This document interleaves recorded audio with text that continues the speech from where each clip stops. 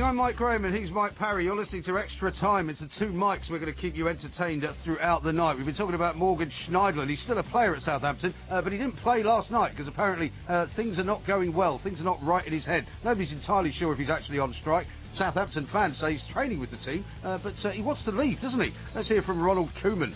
That conversation is between us and it's not to the media. Because we like to keep that kind of things inside, and he was not in a good shape to play today. Eh? He's training only for 5-6 days, and normally he will play next week against Leverkusen at home. And about this situation, we wait, and he's a player of Southampton, and I hope that he will continue as a player of Southampton. We've been talking about striking in general. As you can tell by now, I'm certainly not in favour of it. Keep your calls coming in. 08717 22 3344. Mr. Mike Porky Parry is here, no doubt enthralled by another Dutch accent to imitate, which we can do, of course, throughout the course of this show. You're listening to Extra Time with me, Mike Graham, and Mike Parry on TalkSport.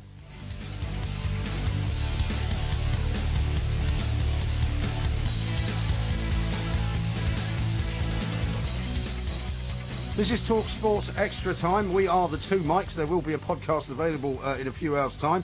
Mr. Parry, a very good morning to you. Mike, a very good morning to you. Great to be here again. We've got some very big issues that we've got to get sorted out tonight. We've got 3 hours to do it. We can change the lives of our millions of listeners between now and the weekend, so they can have a great weekend and go into it without their brains being befuddled or clouded over by some of the matters in life which concern them. Yes, of course, and don't forget, just in case they are feeling a little bit befuddled, on Saturday night we will be appearing as a special bonus 2 Mike Summer Special at 9 p.m. Fantastic. Guess what's on ITV4 on that night? What is on ITV4? The Bond film. Oh, we'll have it on here. Goldfinger. We can put it on. We can watch it in silence. I think we can put it on the internal screen. Put it on the internal screen. But the point is, what I've said to all our followers is that they've got to choose between James Bond or the two Mikes. Yeah. It is no choice to There me. is no choice. James Bond's been around for a long time. He has. With the greatest respect, he is legendary, he's Legion, he's iconic. And which version is he now on? Well, exactly. Can you answer that for me? Exactly. How many James Bonds have there been? Oh, I can tell you exactly, because, of course, it started off with Sean Connery. It did. Then it was Roger Moore, who I thought was the best, because I thought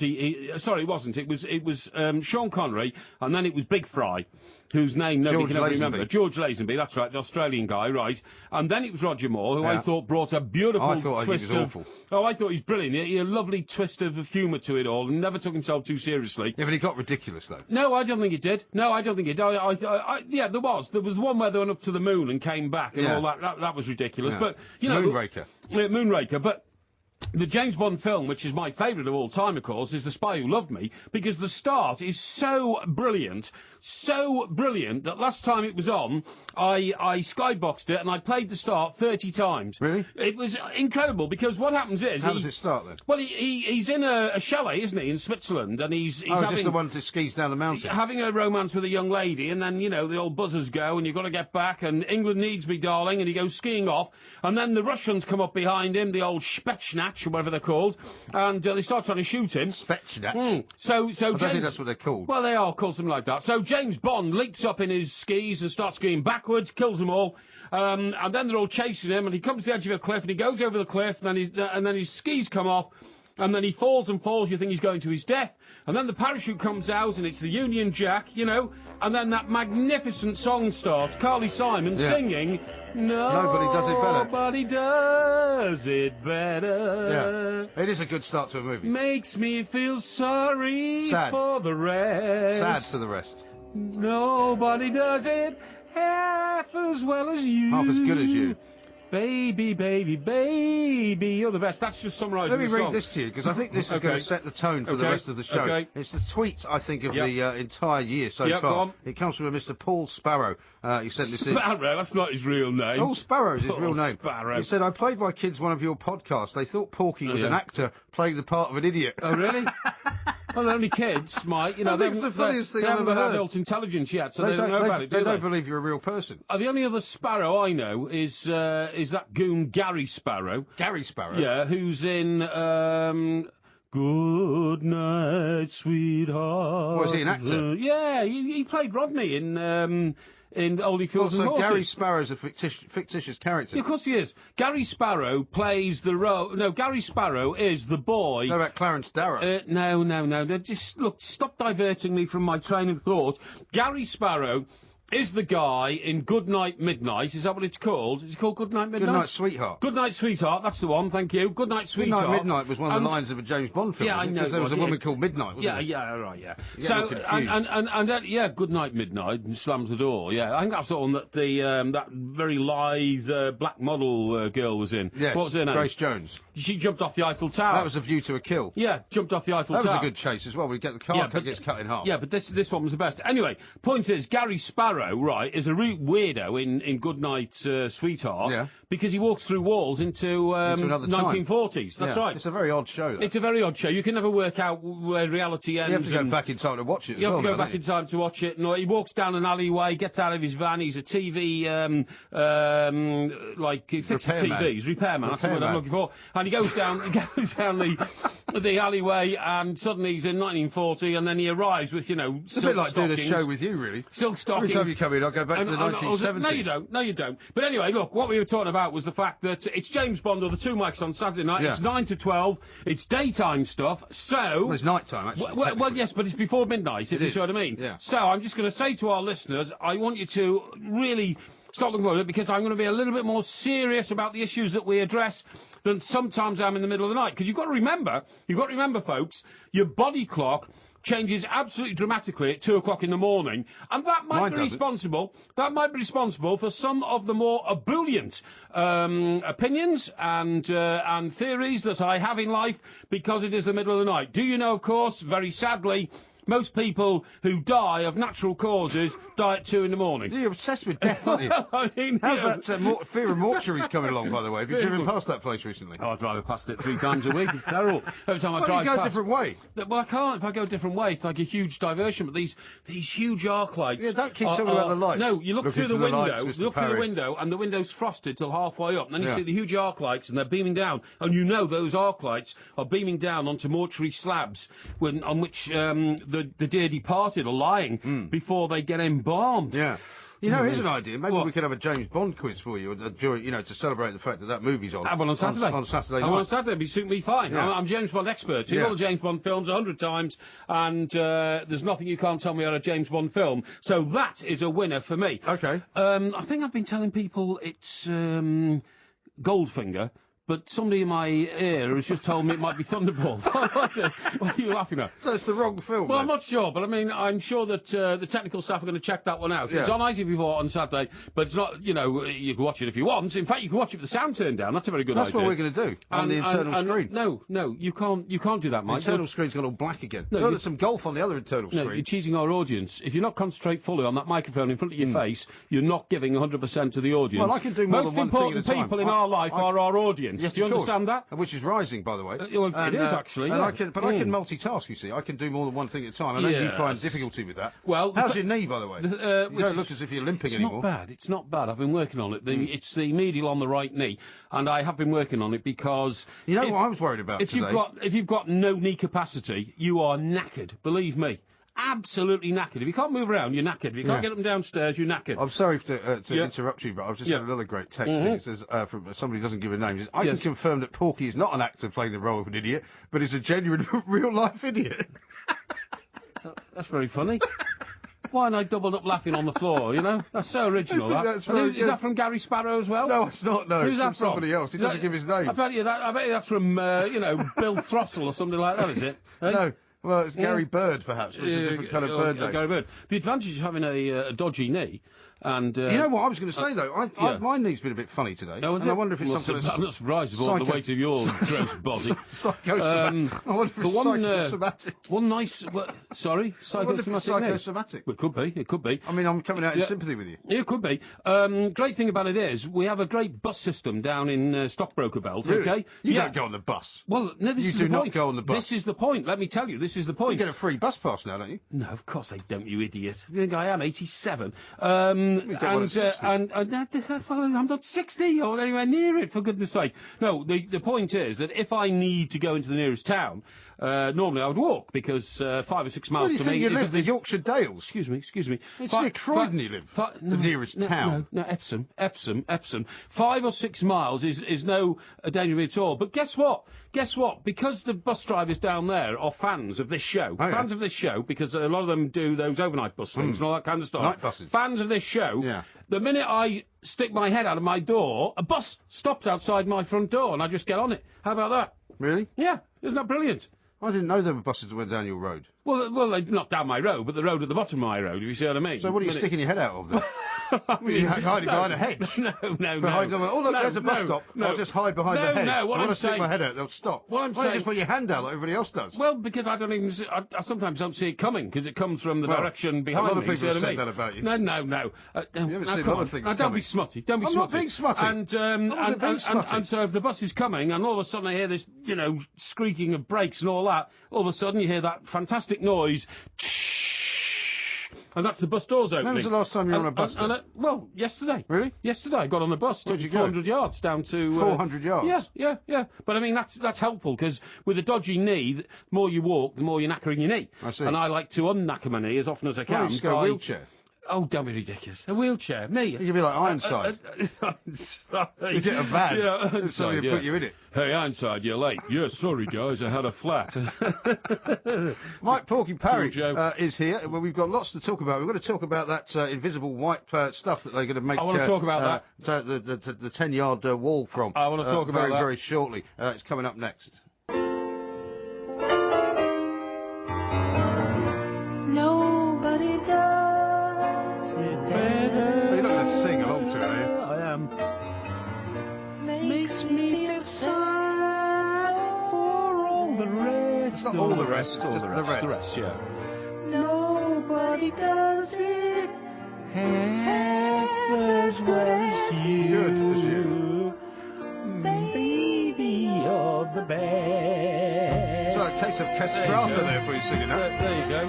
Fantastic song. And as this is happening, the parachute is going down with the Union Jack on it. It is a great start to the film. It's when we had a powerful military. We had submarines that used to pick up James Bond. We had aircraft carriers that actually had aircraft on them. We had aircraft carriers with aircraft on them. We had aeroplanes that used to drop him, from 60,000 feet into enemy territory and all that, and pick him up again, all that kind of stuff. We had naval warships which would go and show the flag on the horizon. Lotus Esprits that went underwater. Lotus Esprits that went underwater, all sorts of things. It was brilliant.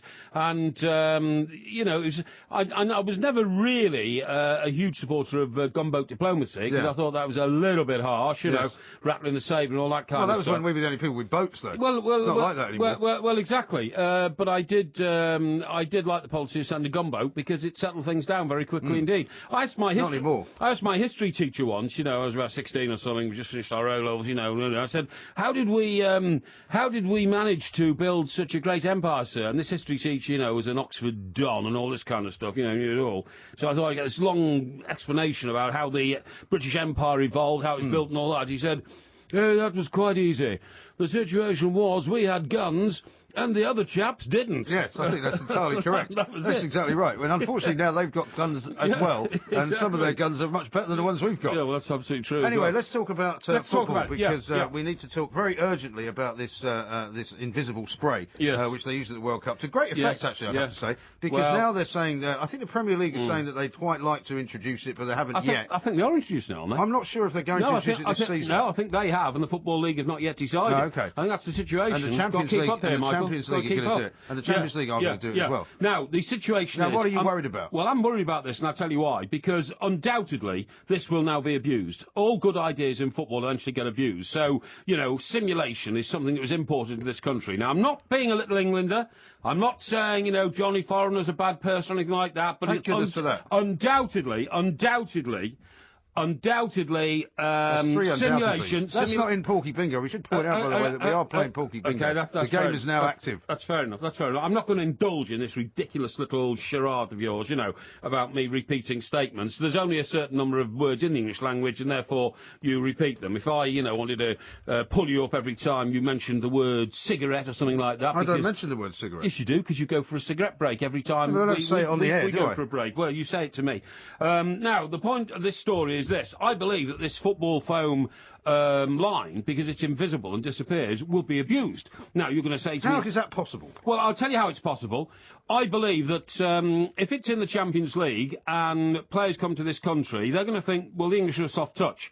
I believe certain teams will be told by their hang coaches... on, we've already got plenty of... so I'm not going to call them foreigners, as I don't think that's the right word, but there's plenty of people playing in the Premier League who are not from this country. I agree. I totally agree. So why does it have to be a foreign team? Well, because they seem to be of, Or you mean like Manchester City? No. They seem to be of a rather more, determined will to win at any cost type attitude sort of, organisations. Italian teams. So they come here. Now, look, let's get down to brass tacks. I believe that in some way they will try and simulate these white lines. So, for instance, I could see this happening, right?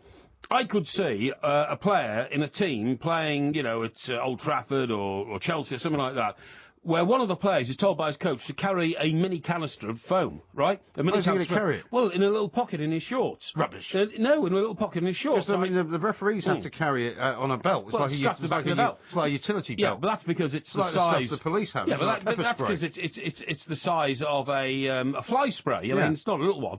No, the point is, and what could happen is this. One player could be told to distract the referee when the whistle's gone, okay. Now, the rest put the line down with the foam, and then it's a minute before it dissolves, okay? Yeah. 1 minute, 60 seconds. 60 seconds. So, agent provocateur, player agent provocateur, goes and distracts... Arjen Robin. No, I'm not saying Arjen, I'm saying agent provocateur, which is a French term for spy in the 1600s, you know what I mean? And he goes and distracts the referee. So while the referee's distracted, player B... who's got the little... I still don't see how you could hide something in your shorts. I bet you could. And they don't wear those really baggy shorts anymore. And he goes and he makes a spray. Now, that would be a bit obvious. You're suggesting nobody's going to see him do it? Well, this is what the about point. the 50,000 people watching? This is the point. This is my very point. What about all the cameras? Would you just listen and let me finish, please? All right, go on. Mad ramblings. Right. What I think could happen is this.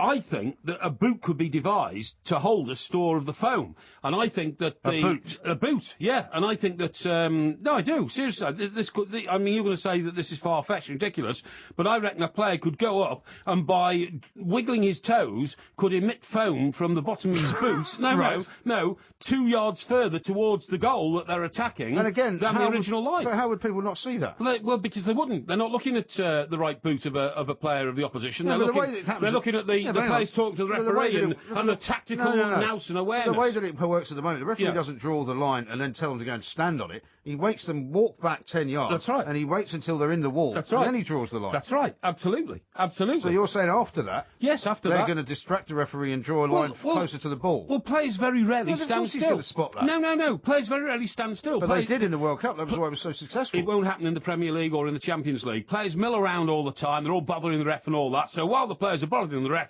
the guy with the magic boot goes and... And where does this foam get stored in the magic boot? Well, because there'll be a little, look, have you seen how light boots are these days? Yeah, they are, paper thin. Well, what they could do is they could have what might be called the seventh stud. There's 6 studs on a boot now. The 7th stud could contain the foam, and simply by, activating something, the foam could come out. Well, why wouldn't they just check the studs on the boots before the game starts? Well, they do.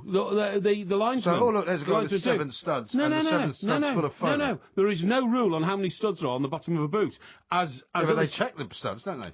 Yeah, they check the studs, but they don't count the numbers of them because there's no rule about the number of studs. And that's why you can have blades. You can have as many blades as you want on the bottom of a boot. Well, if they see a stud with a big hole in it, so it can spray the stuff out. It won't have a hole in it. How will the spray come out then? Well, it will come out of some sort of a hole, but it won't be an obvious hole. It'll be a concealed discreet hole. Yes. Yes, that's Seems right. like an awful lot of trouble to go to I gain bet an you- extra yard. No, an extra couple of yards. Remember, if you've got a player who's an ace at free kicks from some distance and wishes it in, and he says, "Look, I need to be a But bit the one closer." flaw in this bizarre fear that you've got of this happening yeah. is that, first of all, there's a camera now on absolutely everything that happens, as we've seen in But the football. camera's not going to pick it up They because pick everything the up. camera will not be focusing on it, Mike. I'm telling you. I'm telling you. There are like 50 cameras at each stadium now. Yeah, I know there are, but there won't be a camera. There's a camera on everything.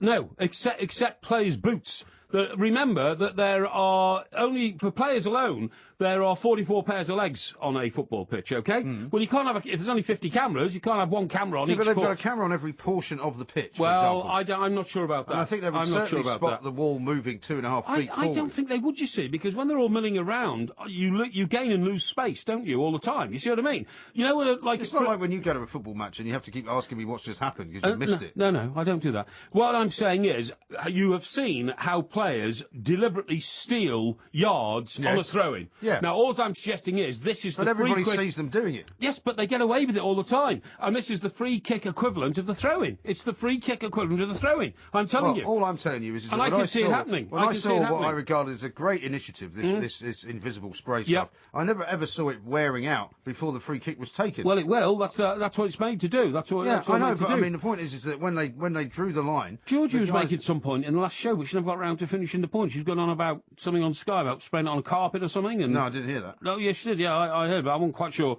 how that concluded. But I'm sure she'll tell me about it. But the point is, mate, it is designed to dissolve. That's the whole point. And if it dissolves, nobody knows where the original was, and therefore, I believe it's wide open to the possibility that players will take it upon themselves to move that line. Now, you might think I'm being ridiculous. I Because don't they think Adidas and Nike are even at this moment working on a special secret No, boot that sprays. No, that would be something done internally. What Or they do. somebody's just going to doctor their own boot. Yeah, I think so. You've gone mad. No, there's at every way you can do that. club there's an old-fashioned boot room. You go into it and all the boots are hung up. Now there's a guy there who is a master of boots, studs and Bootmaster. yeah, bootmaster and all that kind of stuff. And I bet you, what are you shaking your head for? Unbelievable. No, you see, the There is problem no is, such thing Mike, as a your bootmaster. brain isn't big enough and expansive enough to be able to consider some of the theories which I think can affect things. Right? Because your theories are all based on No, nonsense. it's no good you sitting there just shaking your head as though I'm some sort of, Maniac. No, like Idiot. No, the point is it's entirely possible. And you can't just keep shaking your head and saying, oh, yeah, that's not possible. I mean, for instance, we're going to talk a bit later on about driverless cars. You never thought they'd work. And it looks like they're going to be introduced into the roads next year. Yeah. You see, you just don't have expansive mind. You don't have an expansive mind at all. I have got a mind of some kind, though, which is what some people are beginning to wonder what you don't have. Here's one from Andy in Falkirk. He says, Porky may be an idiot, but he's our idiot. And here's one from Ali. Is that supposed to be an affectionate reference, is it? It is an affectionate reference. Ali in Aberdeen says, you're right, Porky, most folk die at 2 in the morning. I do every Tuesday and Friday morning listening to you, you plonker. Oh, that's very nice. This Yeah, is the thank you kind of very thing much you get. indeed. Yeah, this is the kind of thing I get. When I'm sitting here trying to impart knowledge, entertain the nation, get you guys to rearrange your thinking pattern in your head. And what are you laughing at? David Poole says this, Mike, Porky would be saying players will smuggle foam fire extinguishers up their nostrils next. It makes more sense than what that dumpling is saying now. See, I don't think people are buying into this. I'll tell you what we're going to do. I never react to this sort of juvenile mockery because, Jesus Christ said, "Forgive them, Lord, for they know not what they are saying." And they know not what they do, actually. Know not what they do. And I have, I very much have that You attitude. don't know what you're doing either. But I'll tell you what, we're going to try and find a have that attitude bootmaster. to We're life. going to send out an APB for a bootmaster. Yeah. Anybody who's Yeah, ever go on, been a find a bootmaster or knows of one, please let us know. 08717 22 33 44. We're the two mics into Talk Sport. Who let the dogs out? Who let the dogs out? Who let the dogs out? Who let the dogs out? Well, the party was nice, the party was This is TalkSport Extra Time. I'm Mike Graham. Mike Parry is here. We are the two mics, of course. We're going to be talking about dogs now because we're going to speak to Erika Rosenlund, who's the co-founder of BorrowMyDoggy.com, because on Monday night you were talking about your desire to rent a doggy. But just Definitely. before we do that, there's a couple of corrections I need to make to the show. Whitey has tweeted this at IROMG. My TV guide says it's Star Wars Episode 3 that's on Saturday night, not James Bond. No, we've looked at it on ITV4. James Bond, 9 o'clock. Is it? Yeah, I mean, there might be another ITV channel that something else is on, but believe me, it struck me I do believe you. that it's us versus Bond at 9 o'clock. Okay. You know, 007 and the two mics. Okay. You know, How so about this one then? 002. What do you got to say about this from Lee in South Yeah, Wales? go He says, tell Mr. Parry there are not 44 pairs of legs on a football pitch. Is he really that stupid? There are 23 pairs of legs, 22 players and 1 referee. No, there's 22 players, Yeah. which is 44 legs. Yeah, I which think is you what said 44. I think you said 44 pairs. No, I That's didn't say 44 what people pairs. got No, confused about. sorry, that guy needs Well, to anyway, watch let's his talk ears about out. animals with 4 legs Let's now. do that. Because Rika Rosenlund is here. Rika, very good morning to you. Welcome.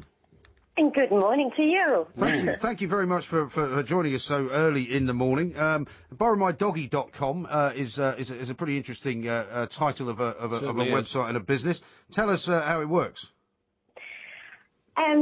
Well, what actually happened was a while ago, 2 years ago, I bought a very cute brown Labrador, and I took it for a walk in the park. And I remember thinking, why are people spending so much money on dog walkers at kennels when I would love to take care of a dog for free, and I would take so good care of it?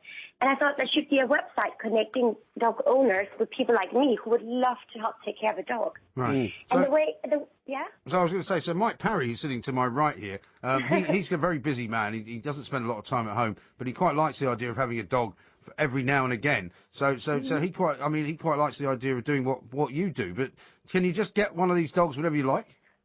Well, it's not. What actually happens is people sign up to BorrowMyDoggy.com, and on an owner's perspective, they sign up and they write a little bit about their pooch, so like likes, dislikes, favorite habits, and then the borrower also sign up and they write a little bit about themselves. And then people go in and search for matches based on, first and foremost, location, and then also availability, and then people go in and read each other's profiles. And then they go in and once they've found a person that they would love, or doggy, they would love to match up with, then they contact each other and they go through our verification process. And then, they meet up for the first meet and greet afterwards. I think that's where it's going to fall down for you. No, isn't no, it? no, You no. have to meet somebody. No, Ricky, I think this is a brilliant idea. I really Uh-huh. do. You take a guy like myself. Now, I live in a penthouse, right? So I can't have a dog, really. Uh-huh. In fact, I live in 2 penthouses, so I can't have a dog in either, if you see what I mean. Because I've only got a very small roof garden, and the dog would go mad running round an enclosed... That's what's happened to you. You've gone mad, haven't you? No. So the idea is, I get on your website, I find this dog with a very cute face, and I come along and I rent it for a few hours. I take it down to a local park, and then it joins in playing with all its little doggy mates and chasing balls and all that kind of stuff. I feel better because I've given the dog an afternoon out instead of being locked up somewhere, and the dog feels better because I know, having studied these things, that dogs actually like the company of human beings more than they like the company of dogs, don't they? Well, it's actually not renting a dog. What it is a website connecting people. So we do have a membership, but it's more to take people through verification process, insurances. We have a 24/7 vet line, etc. Yeah, but in shorthand, it's kind of renting it. Yeah, isn't it is. You call it Borrow My Doggy, but in fact what you're doing is you're subscribing to a service that you provide to be able to acquire a dog for a few hours. Well, to be able, and it's not up to us. Then it's all up to you to meet or what we're doing is we're doing everything we can to put the loveliest experience in place. Yeah. Okay. And then from there, it's up to, just like you would do with a babysitter or a dog sitter. Sure. You meet up with people for the first time. You see how you get along. And it's not See, just that all wouldn't about, work. it's See, all about you. It's That wouldn't work for him, you see, No, it because would. when people meet him, they tend to think he's a bit odd, and no, they probably no, wouldn't that's give him. not true. They probably wouldn't give him a toy dog, never mind a real one. No, true. And Ricky, it's also true that dogs have incredible sensitivity towards humans. For instance, a dog can actually tell if you've got cancer and you're due to die in 2 years' time and all this kind of How stuff, can can't they? what does it tell you though? Well, it yaps a lot and fusses around you and all that kind of stuff. No, it does. And all right, Send now, you a note. No. Now, Ricky, I had a girlfriend, some years ago, and when I stayed at her place overnight, it was heartbreaking the next day to leave her apartment and see the black Labrador dog, which was her pet, a beautiful dog called Horace, with his nose pressed up against the window, pleading with his little eyes, "Don't leave me alone all day." Now, now, what I'm saying is, she could get involved in this scheme and release the dog from its prison during the day. Yes. Yeah, well, that's it. We have a lot of people who are members on Born My Doggy, and it's everything from retired people, we have freelancers, we have, families, we have, and what ends up happening is people help each other out locally.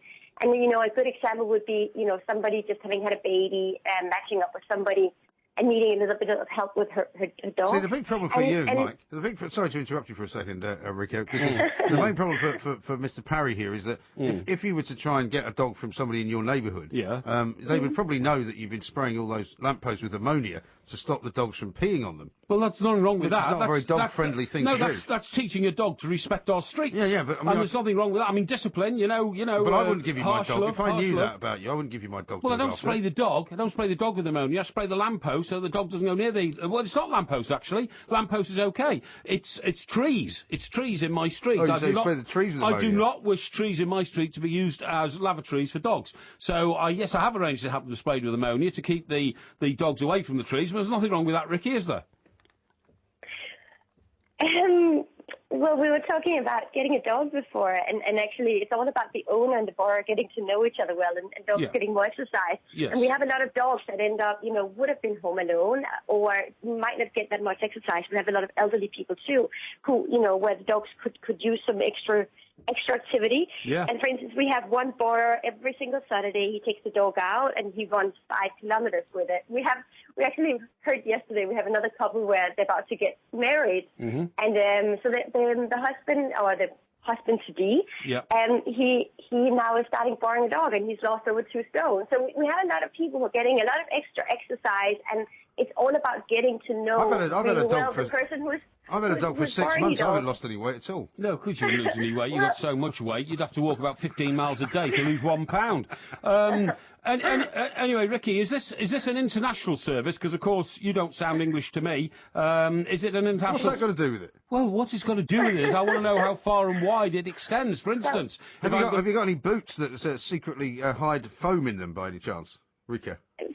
So I am Danish, and my co-founder is English, and we are across the UK, and we're also in the I see. Well, that's excellent. Yes, that's excellent. And I've lived here for 10 years, and I love London. OK, well, that's great. Well, we love you as well, Ricky, for bringing this service to us. Thank you very much indeed, because not only are you helping human beings, you're helping the dogs, and that's the thing that we most care about. Thank you. Rika, thank you very much indeed. It's really rude to say you don't sound like you're from here.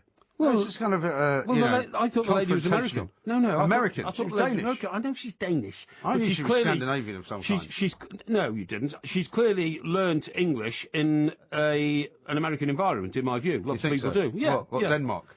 No, I think she's probably gone to university in America or something like that, from what I can make out. Anyway, I don't think that service is for you, because you're completely going to fall down when you have to go and meet people. So they won't just bring you any dog. What you have to do is go and meet the people. Why would I fall down? I'm a communicator, Mike. Well, because first of all, because you've just told us that we're professional communicators, I know that. right? I know so we that. communicate with people. Yeah, but that's true. But you and I differ in many ways, and one of them is that I don't go around spraying ammonia on trees. 6 stone in your case. I don't go around spraying ammonia on trees, which is technically harmful to the dogs in the area that you'd want to borrow. No, it's not. It just keeps them away from the trees. I just don't want them to, turn my street. Well, does it harm the trees, though? No, of course it doesn't harm the trees. Well, you think spraying ammonia on trees is all right? Of course it is. It's got bark to protect the nerve endings or whatever trees have. Nerve endings? Yeah, I don't think they've got any nerve endings. Well, I think they have. Trees are alive. Trees are alive. Well, they're alive, but they don't have nerve endings. They have. They don't have brains either. They have receptors, like all plants. Because they have to. What's the adjective? The verb I'm looking for. They have receptors, so they can respond to things around them, like light, like shade, like wet, like rain, like sunshine. You idiot! Yeah, if you didn't realise that, to communicate what they're feeling, they so have they can got then, receptors. They've got receptors. They've got to have receptors, because if they didn't have receptors, right, when it rains, they wouldn't be able. So what do they do when it rains then? Trees. What they do is they activate their roots to absorb moisture from the soil. And they can only do that. Their roots? Yeah, they can only do that through Don't you think receptors. their roots are constantly activated? No. A tree only knows it's wet because there's water on its leaves. And that sensation is transmitted through the receptors of the tree to the roots of the tree, which then suck in water. That's the only way. Look, You don't water a tree and a tree suddenly lives because you spray a load of water. Anyway. You spray a load of water on its upper leaves. There's no good spraying water on its upper leaves. That's not absorbed by the tree at all. The only moisture a tree gets is through its roots. So the tree has to know above the surface where its roots are in the ground that there is rain, and then it's got to get moving and start absorbing it from the soil. It's as simple as that, Mike. Unbelievable.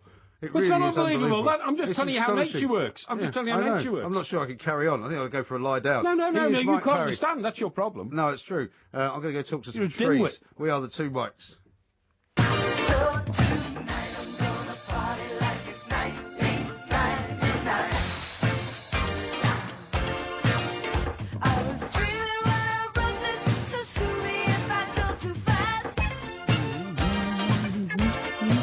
Are you humming?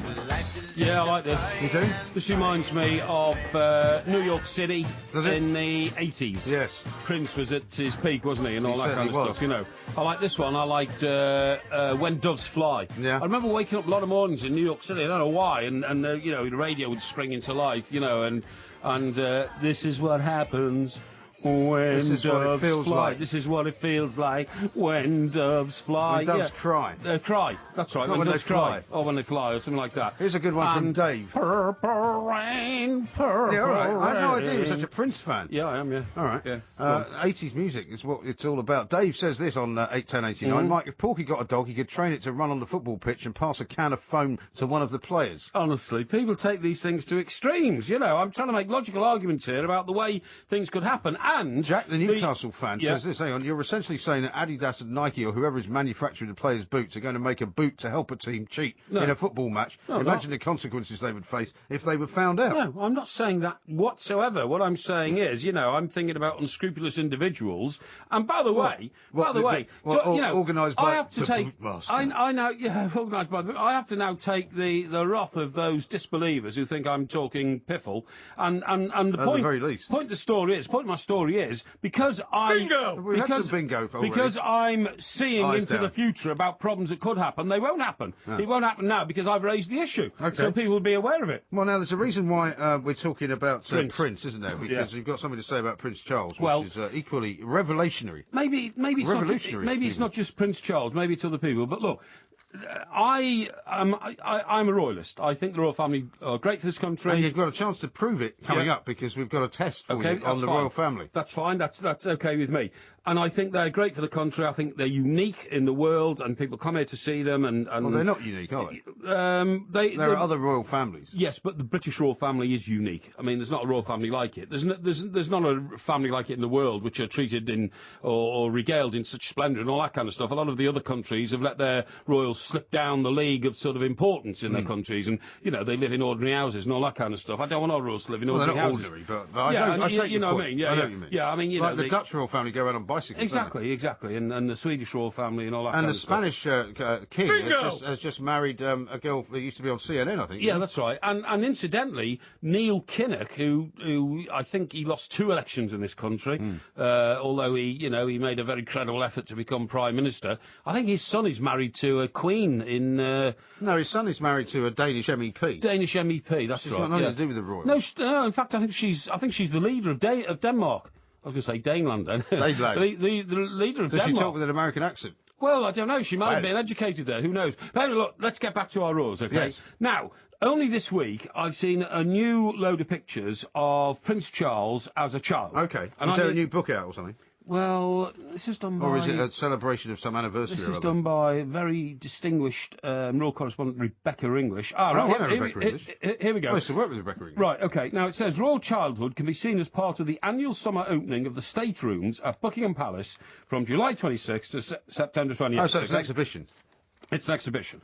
Now, I would ban all these pictures. Why? Well, I'll Why? tell They're you why. delightful I'll pictures tell you why. Of, Because of a sort of forgotten no, youth, really. I think they're dreadful. Now, Prince Charles is one day going to become king, okay? Maybe. I mean, well, he might predecease his mother. Who knows? God, You might what? he might predecease his mother. Predecease. He might die before the Queen. Predecease is not a word. It is. No, it isn't. Predecease is Rubbish. a word in the English language. If you don't believe me, I shall ask our researcher in our gallery mean the producer? if he could please if he could please look up the word. Well, I'll he won't ask find it anyway. our producer to instruct our researcher, please, to make a bit of do a bit of research and find out. Predecease is definitely a word. Now, what I'm saying is, if he doesn't predecease his mother, he's going to be king.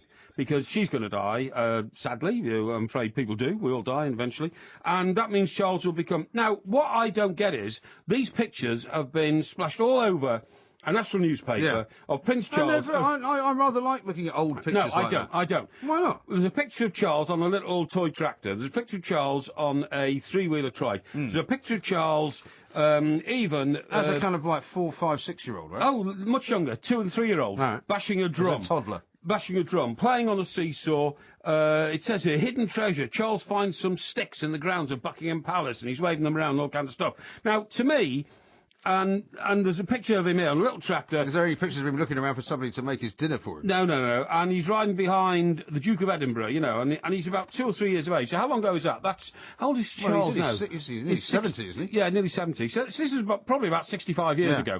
Now, in my view, if you're going to become but isn't that the King part of the sort of heritage of the nation and all that? No, it's not. If you're going to become the King of England, I just don't think these pictures should be published anymore because they're embarrassing. Now, Mike, you've had the situation. No, they're embarrassing. You've got a new girlfriend, you take her home to your parents. I'm not sure if you ever did that because your parents are rather eccentric. I did that a lot, yeah. But you take your girlfriend home. My mother was very accommodating about that, actually. She used to bring us tea in the morning. Well, you used to sleep together on your parents' roof? On their roof? Under their roof. Yeah. Well, that's disgraceful. Why? Why is that disgraceful? We lived in Hampstead. How old were you? I was about 17 or 18. I just can't believe that. It's no wonder you've turned out like you have. Why? With your feckless attitude towards the opposite sex and what else? Where else numerous relationships. Huh? Where else was I supposed to sleep? That's outrageous. And what about the parents of the girl that you were accosting we couldn't in this house of yours? We couldn't go there, could we? Of course you couldn't. Where did they think she was all night? I've no idea. Well, that's disgusting. Nothing to do with me. Anyway, the point of my story is, the worst possible thing that can happen is that your mother suddenly gets out the family album and starts showing, your new girlfriend. Embarrassing pictures, Exactly. Oh, look, here he is on the beach when he was 2, he's on the beach when he was 3. Although most girls quite like all that. No, well, it's embarrassing, isn't it? It's embarrassing to us I was chaps. never embarrassed. Well, I was embarrassed. So anyway, what happened I'm not was, surprised. the first time my pictures mother... of you as a child are probably horrendous. They're not, actually. But it doesn't matter because you'll never see them. And I'll tell you why. The first time my mother did that, when she wasn't looking, I went and got the family album, tore them all out and burnt them all. So there are... So there are no pictures of you as a child? No pictures whatsoever. Are you serious? Absolutely serious. I mean, I've only spoken to Mrs. Parry once. Yeah. And I'm afraid I'm going to have to go and find her again. No, if you no don't mind, because she must have a picture of you as a child. I got rid of them all. I was never going to have that situation I bet she's again. got a secret stash. I was never going to have them again. Now, I mean, listen, you must accept that when Prince Charles sees these pictures, he must cringe. I don't think so. Little short trousers. I think they're charming. White socks. There's a picture of me. Face and haircut. I mean, it's just terrible. I feel so sorry for the chap because when he goes and meets, world leaders, he's actually quite similar clothes to the ones you're wearing now. No, don't be ridiculous. When he goes and meets world leaders and they've just seen all these pictures, they'll be sniggering and laughing and saying, I don't think so. I saw a picture of you as a baby only yesterday. I didn't know Brian Blessed was meeting him. Brian Blessed. And therefore, what respect can they have for him? I mean, it's a very serious point. You've obviously got some issue about having pictures of yourself as a child, which you're now projecting, which is a well-known psychological trait, onto Prince Charles. I think they're great, and in fact, not only that, I'm probably going to go and see the exhibition. Oh, are you? Yeah. Okay. Well, look, I tell you what. You can take a picture of one of these and put it out on Twitter for me, right? Yeah. And let our audience make up their mind. They're not crazy like you. They won't think that I think they're embarrassing. I think that they, you must have had an embarrassing picture which has traumatised you. No, I mean, what was the most embarrassing picture that your mother had of you? Well, I don't know, standing Because I'll tell you the one that was probably the most embarrassing one of me. Yeah, go on. Well, there were two. There was one of me in a kilt. Right, a kilt? Yeah, because the Graham Tartan... Well, a kilt? Yeah, because when I was about 9 or 10... Oh, ridiculous. My father was the captain of the Press Golf Society, and he wanted me to come along and serve the drinks. Yeah. When I was about 10 or 11. Yeah. And he got me all kitted out in a kilt. We had a Graham Tartan, of course. And did you have a sporran? I had a sporran, yeah, I did. A sporran? The only thing I didn't have was a skin dude. I was going to... you didn't have a knife down your sock. Yeah, because I was thought to be too young and irresponsible responsible to have that. Yeah, probably gone stab somebody. But I stood at the 11th hole Probably at Royal gone Mid mad Surrey. on Baby Sham and then went around slashing people. But, there was the one picture I didn't want my friends at school to know about, because I went to school in London. Yeah. And I thought if they ever see this picture In of a me in a skirt, kilt, so to you know, speak. it's not going to be good. Yeah. The other one is of me as a baby sitting on the beach in Sark, which is, down in Guernsey. Or I think it's Guernsey. It's Channel Islands, isn't it? Yeah, Sark's a different island to Guernsey. Yeah, okay. It's where the Bartley brothers live, isn't it? Well, apparently I we think used it's to go on there. Berrock they live. Okay. It's another one. And Anyway, I'm sitting naked on the beach eating sand. Oh, naked? Oh, disgusting! Well, I was a Can you baby. imagine that? Well, I was a baby. naked picture of I was a baby. Oh my God! I can't even. I tell you what, you've already put me off my breakfast, and I'm not having my breakfast another 3 hours. I was a child. This is terrible. You've got a real problem, haven't you? But you see those images? Can't you see how those images disturb people? They disturb people. When I was a boy at school, a teenager, I probably would have been slightly embarrassed, but not now. Yeah, I think the most embarrassing one I ever saw was me sitting on the step of a caravan. Because when I was very young, we could only afford caravan holidays on Welsh beaches. Right. Which were dreadful. Places like that. Oh, much worse. A place called Talacca. Talacca? Yeah, Talacca. Where's that? Well, it's somewhere on the North Wales coast, but it was a load of oil on the beach. Is it near Anglesey?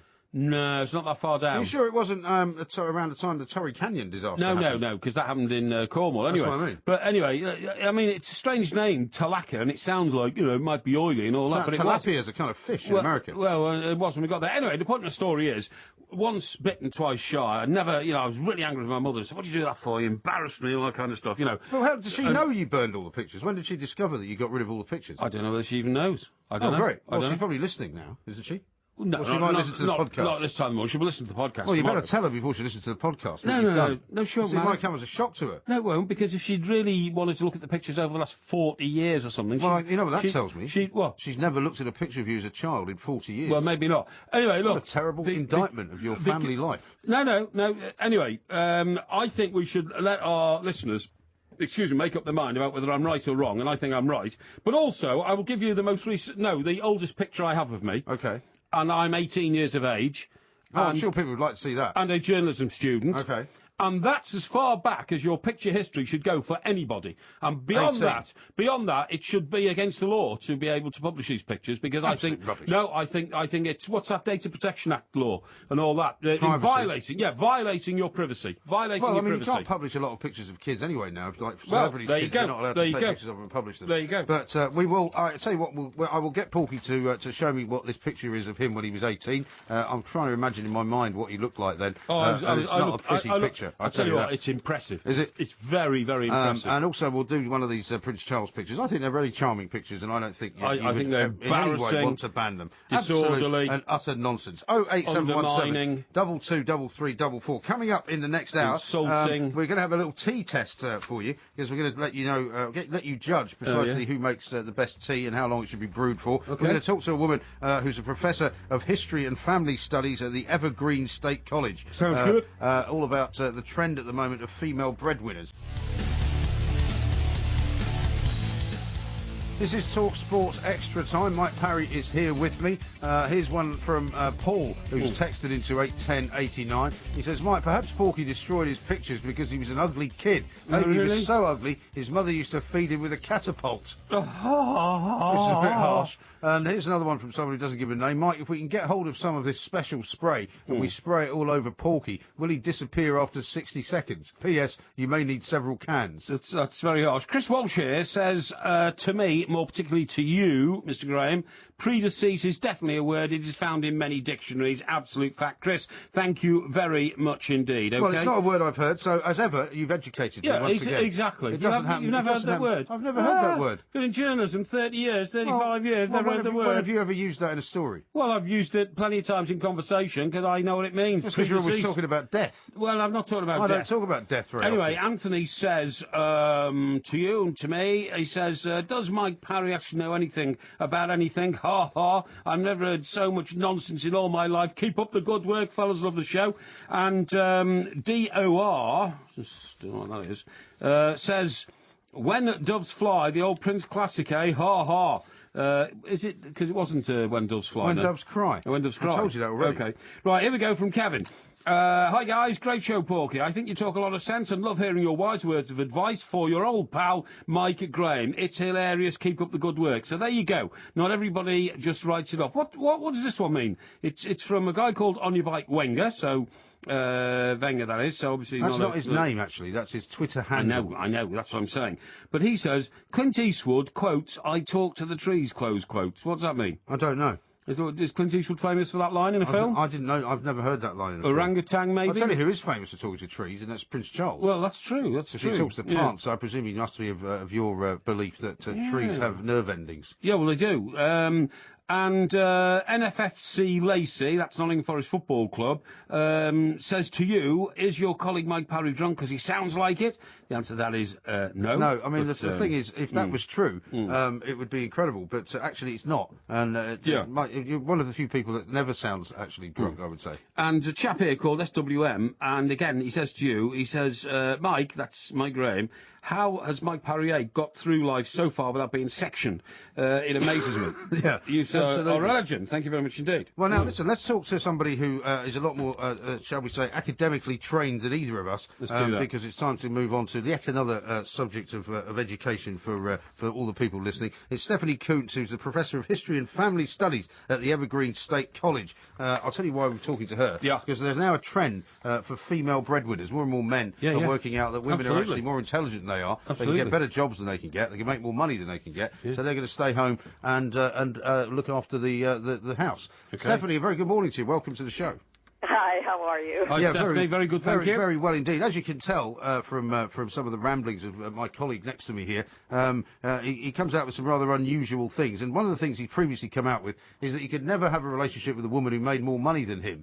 But from what we're hearing from this study, more and more couples are doing this. That's right, and a lot of guys are finding that it has a lot of advantages to it. I mean, first of all, you don't have to be the main breadwinner.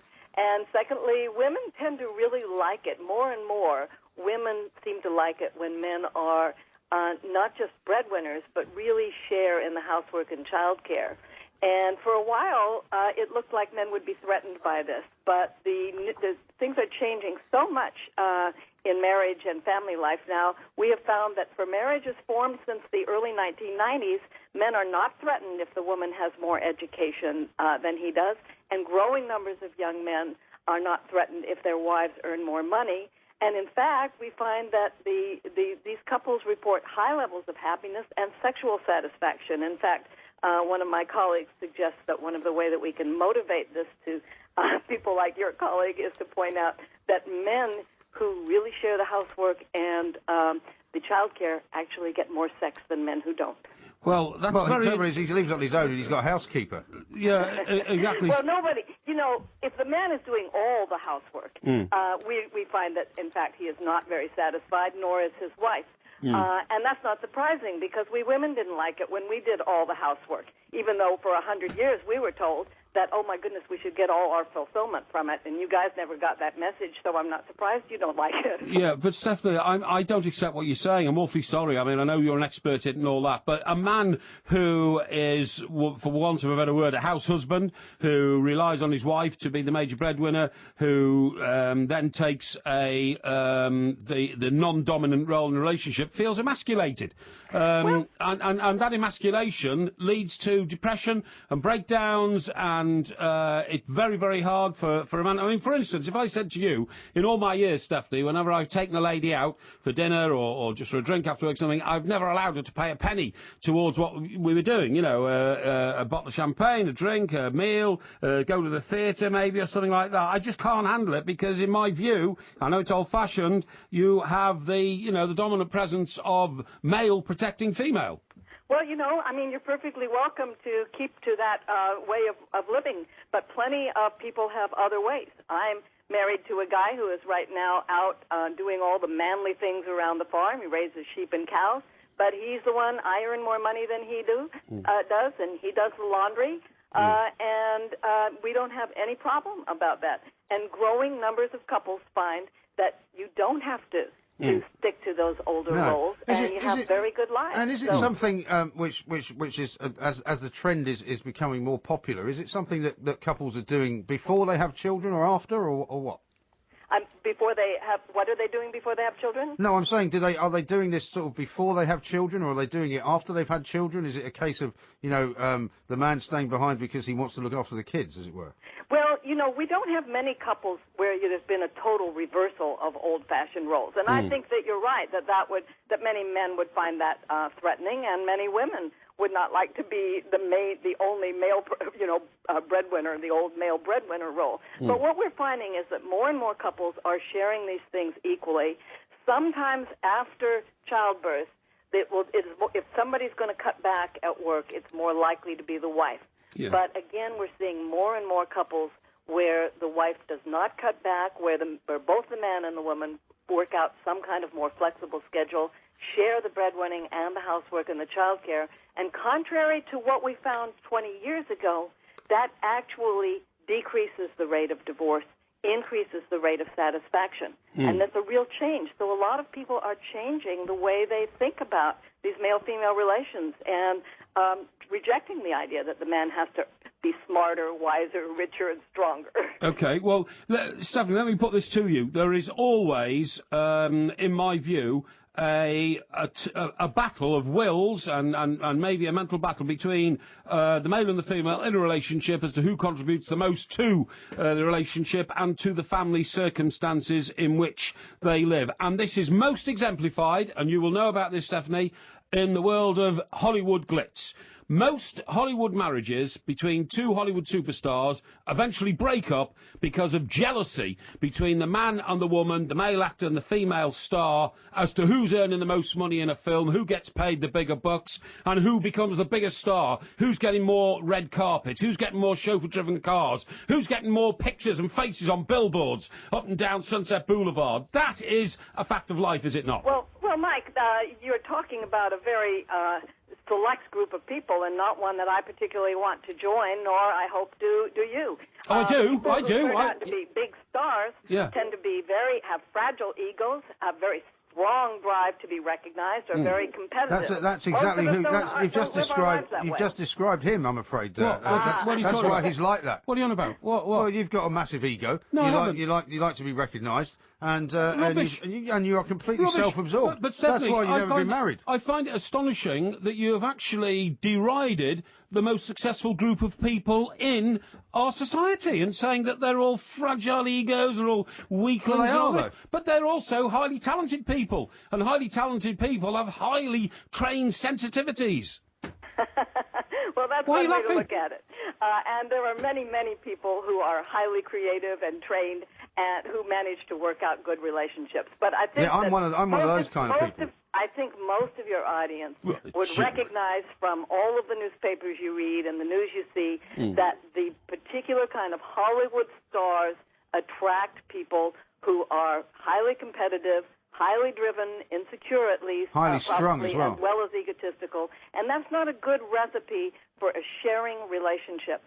Most of us don't need to have a battle of wills. Most good relationships are based upon people who compromise and respect each other and are grateful for what the other does and do what their role in it is. Very well. Okay. Hang on. Very well said, Stephanie. Thank you for that. All right, Stephanie. What a civilised thing to say. Okay, very civilised, Stephanie, and you're the expert. So are you suggesting then that actually, if Tom Cruise met and married a girl who's on the checkout at Walmart, that would be a much more successful marriage than marrying Nicole Kidman? I don't know. It really depends what that gal is like and what she wants in a man. One of the wonderful things that we're seeing here, both of you Mikes, is that in the 1950s and 60s, everybody had to conform to the same gender pattern, the same marital pattern. Now it's much easier for people to work out a relationship that works for the two of them as individuals. That's a great thing, and it means we have more diversity in family life and marriage, and that it's possible for some people to get very happy marriages in the old-fashioned way and other people to have very happy marriages that are much more sharing than the ones that you just described.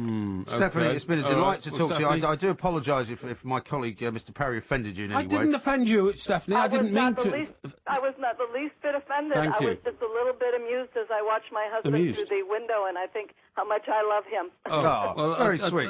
Well, do give him our best as he rounds up the sheep and the goats and everything else. See, this is why you could never make any kind of relationship work, because you've actually now revealed inadvertently that you want to be a Hollywood superstar. No, I haven't. That's how you see yourself. Ridiculous. When you look in the mirror in the morning, you don't see Mike Parry. You don't see this guy who's shuffling towards the end of his time on the earth. You see John Travolta. No, you're mad. You see Tom Cruise. Listen, mate. You see, by the way, did you hear that Tom Cruise was at Goodwood apparently yesterday? He was, and Zara Phillips was all over him. Was she? Yeah, she was. Yeah. In what sense? Oh, she was. She'd be taller than him, wouldn't she? Yes, she's a bit taller than him. In the sense that she was, she wanted to be associated with him. But look, Mike, you see, I once again am on the receiving end of your ire and that of some so-called expert that you found to bring on the show. Don't be rude about Stephanie. No, I'm not being rude. She was a lovely lady. But where does she get all her so-called evidence for all this from? Well, it's all happening around her. My evidence for what I said is absolutely clear. How many times does Mickey Rooney get married? Mickey 9 Rooney? times. Yeah, 9 times. I don't know. I was never. 7 of those were Hollywood stars.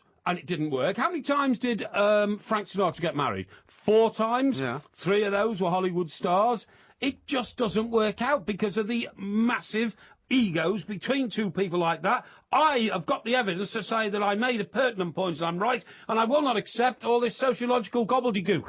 Fantastic. Thank you very much indeed for that soliloquy. We'll have some more from Mr. Parry coming up next on TalkSport. I talk to the trees, but they don't listen to me. I talk What is to this? the stars. This is Clint Eastwood singing I Talk to the Trees. Apparently it's from... That's not but yeah, they never it's the only musical I think he was in, and it was called Paint Your What, he Wagon. actually sang? Yeah, this is Clint Eastwood singing. Isn't that amazing? Well, Dirty Harry. Yeah. This is a Magnum PI, the most powerful handgun What did you say it in the was? world. A Magnum PI. A Magnum PI? Yeah, No, that was Tom Selleck. Oh, was okay. It's a 357 Magnum. The 357 Magnum, the most powerful handgun in the world. So do you feel lucky, punk? Yeah. Well, do you? I saw that only the other night, actually. Yeah. It was on cinema. Well, Paint Your Wagon was one of the first movies I remember going to see in Leicester Square. My parents took me to see it. It was like this great musical cowboy film with Clint Eastwood. Lee Marvin was in it. He sang I Was Born Under a Wandering Star. I can sing you that. I don't want you to sing me anything. No, because I don't want you to the thing sing. about Paint Your Wagon was it was full of actors who weren't singers, who were all singing songs. By the sound like of it, Clint Eastwood. I didn't know Clint Eastwood sang, but I completely forgot. yeah, I can do a great Lee Marvin. I was born Sound like Alan Brazil. under a wandering star. I was born under a wandering star. That's enough of that. Mud can Let me make tell you you what people... prisoner, Listen, the plains you'll can like make this. you dry. No, you'll like this if we interrupt you, because Snow it's can some burn more your stuff. eyes. All right, it's more about you, Yeah, so sorry. you'll quite like it. I've already... I haven't yet tweeted out the picture of Prince Charles as a child, Right. but I've got lots of responses to the picture of you Right. that I've tweeted out, because the picture, if I'm not mistaken, Yes. is from you as an 18-year-old, some kind of... Trainee journalist. Trainee journalist Yes. at journalism college, right? Yes. And I've actually said in the tweet that you look a bit like I look now, or rubbish. a bit like I used to look at that age. You look about 3 times the size of me now, you fool. And Nick says this on Twitter. He says, Mike looks like a young Van Morrison mixed with Rory Gallagher. Well, there you go. Do you know who Rory Gallagher is? Rory Gallagher. Let me just There's a think couple this of other one people have said through. Rory Gallagher as well. Rory Gallagher, was he a pop star? Well, he was a blues guitarist. more or Blues less. guitarist. Yeah. Who with? Not Irish guy. Well, he had his own band. He was just called Rory Gallagher. Oh, okay. A bit like Niels Lofgren, you know. Oh. And then Jack says he looks suave. I'm not sure if he's got his tongue placed firmly in his cheek when he says that. Yeah, yeah. And here's one from Ant who says, Porky doesn't half talk some drivel, but I must admit he has got me laughing out loud in the car. Oh, really? The man is a legend. Why is he laughing out loud? I'm a serious broadcaster. I'm trying to make points that are going to save you And from then problems in your life. Here's one from Ryan. Yeah. He says, Porky, a Hollywood star, less Brad Pitt, more armpit, or possibly cesspit. That's very nice, isn't it, eh? Very Yeah. nice indeed. Now, here's I can something- take it, don't worry. No, I know Broad you can. shoulders. Now, here's something I wanted to bring up with you, because Okay. we were talking the other day about your friends in high places, were we not? Yes. Although this is a rather unusual way to describe the Speaker of the House of Commons, but, you know, because he's not very tall, is he? In fact, he's even smaller than you. Well, I think he's 5'6". John Burkow. Now, you said to me, you told this very entertaining story of how you met him at Goodison Park. I did, yeah. He was up there in the director's box area. Well, he's actually in the chairman's dining room. Yeah, chairman's dining room. And I come down the stairs from the media office upstairs where I've been doing a number of interviews, for a number of organisations. I see. And as I hit the floor of the... Yeah, the floor. No, the floor, no. That's why Bill Kenwright doesn't have you in there very often. No, as I came down... on the floor again.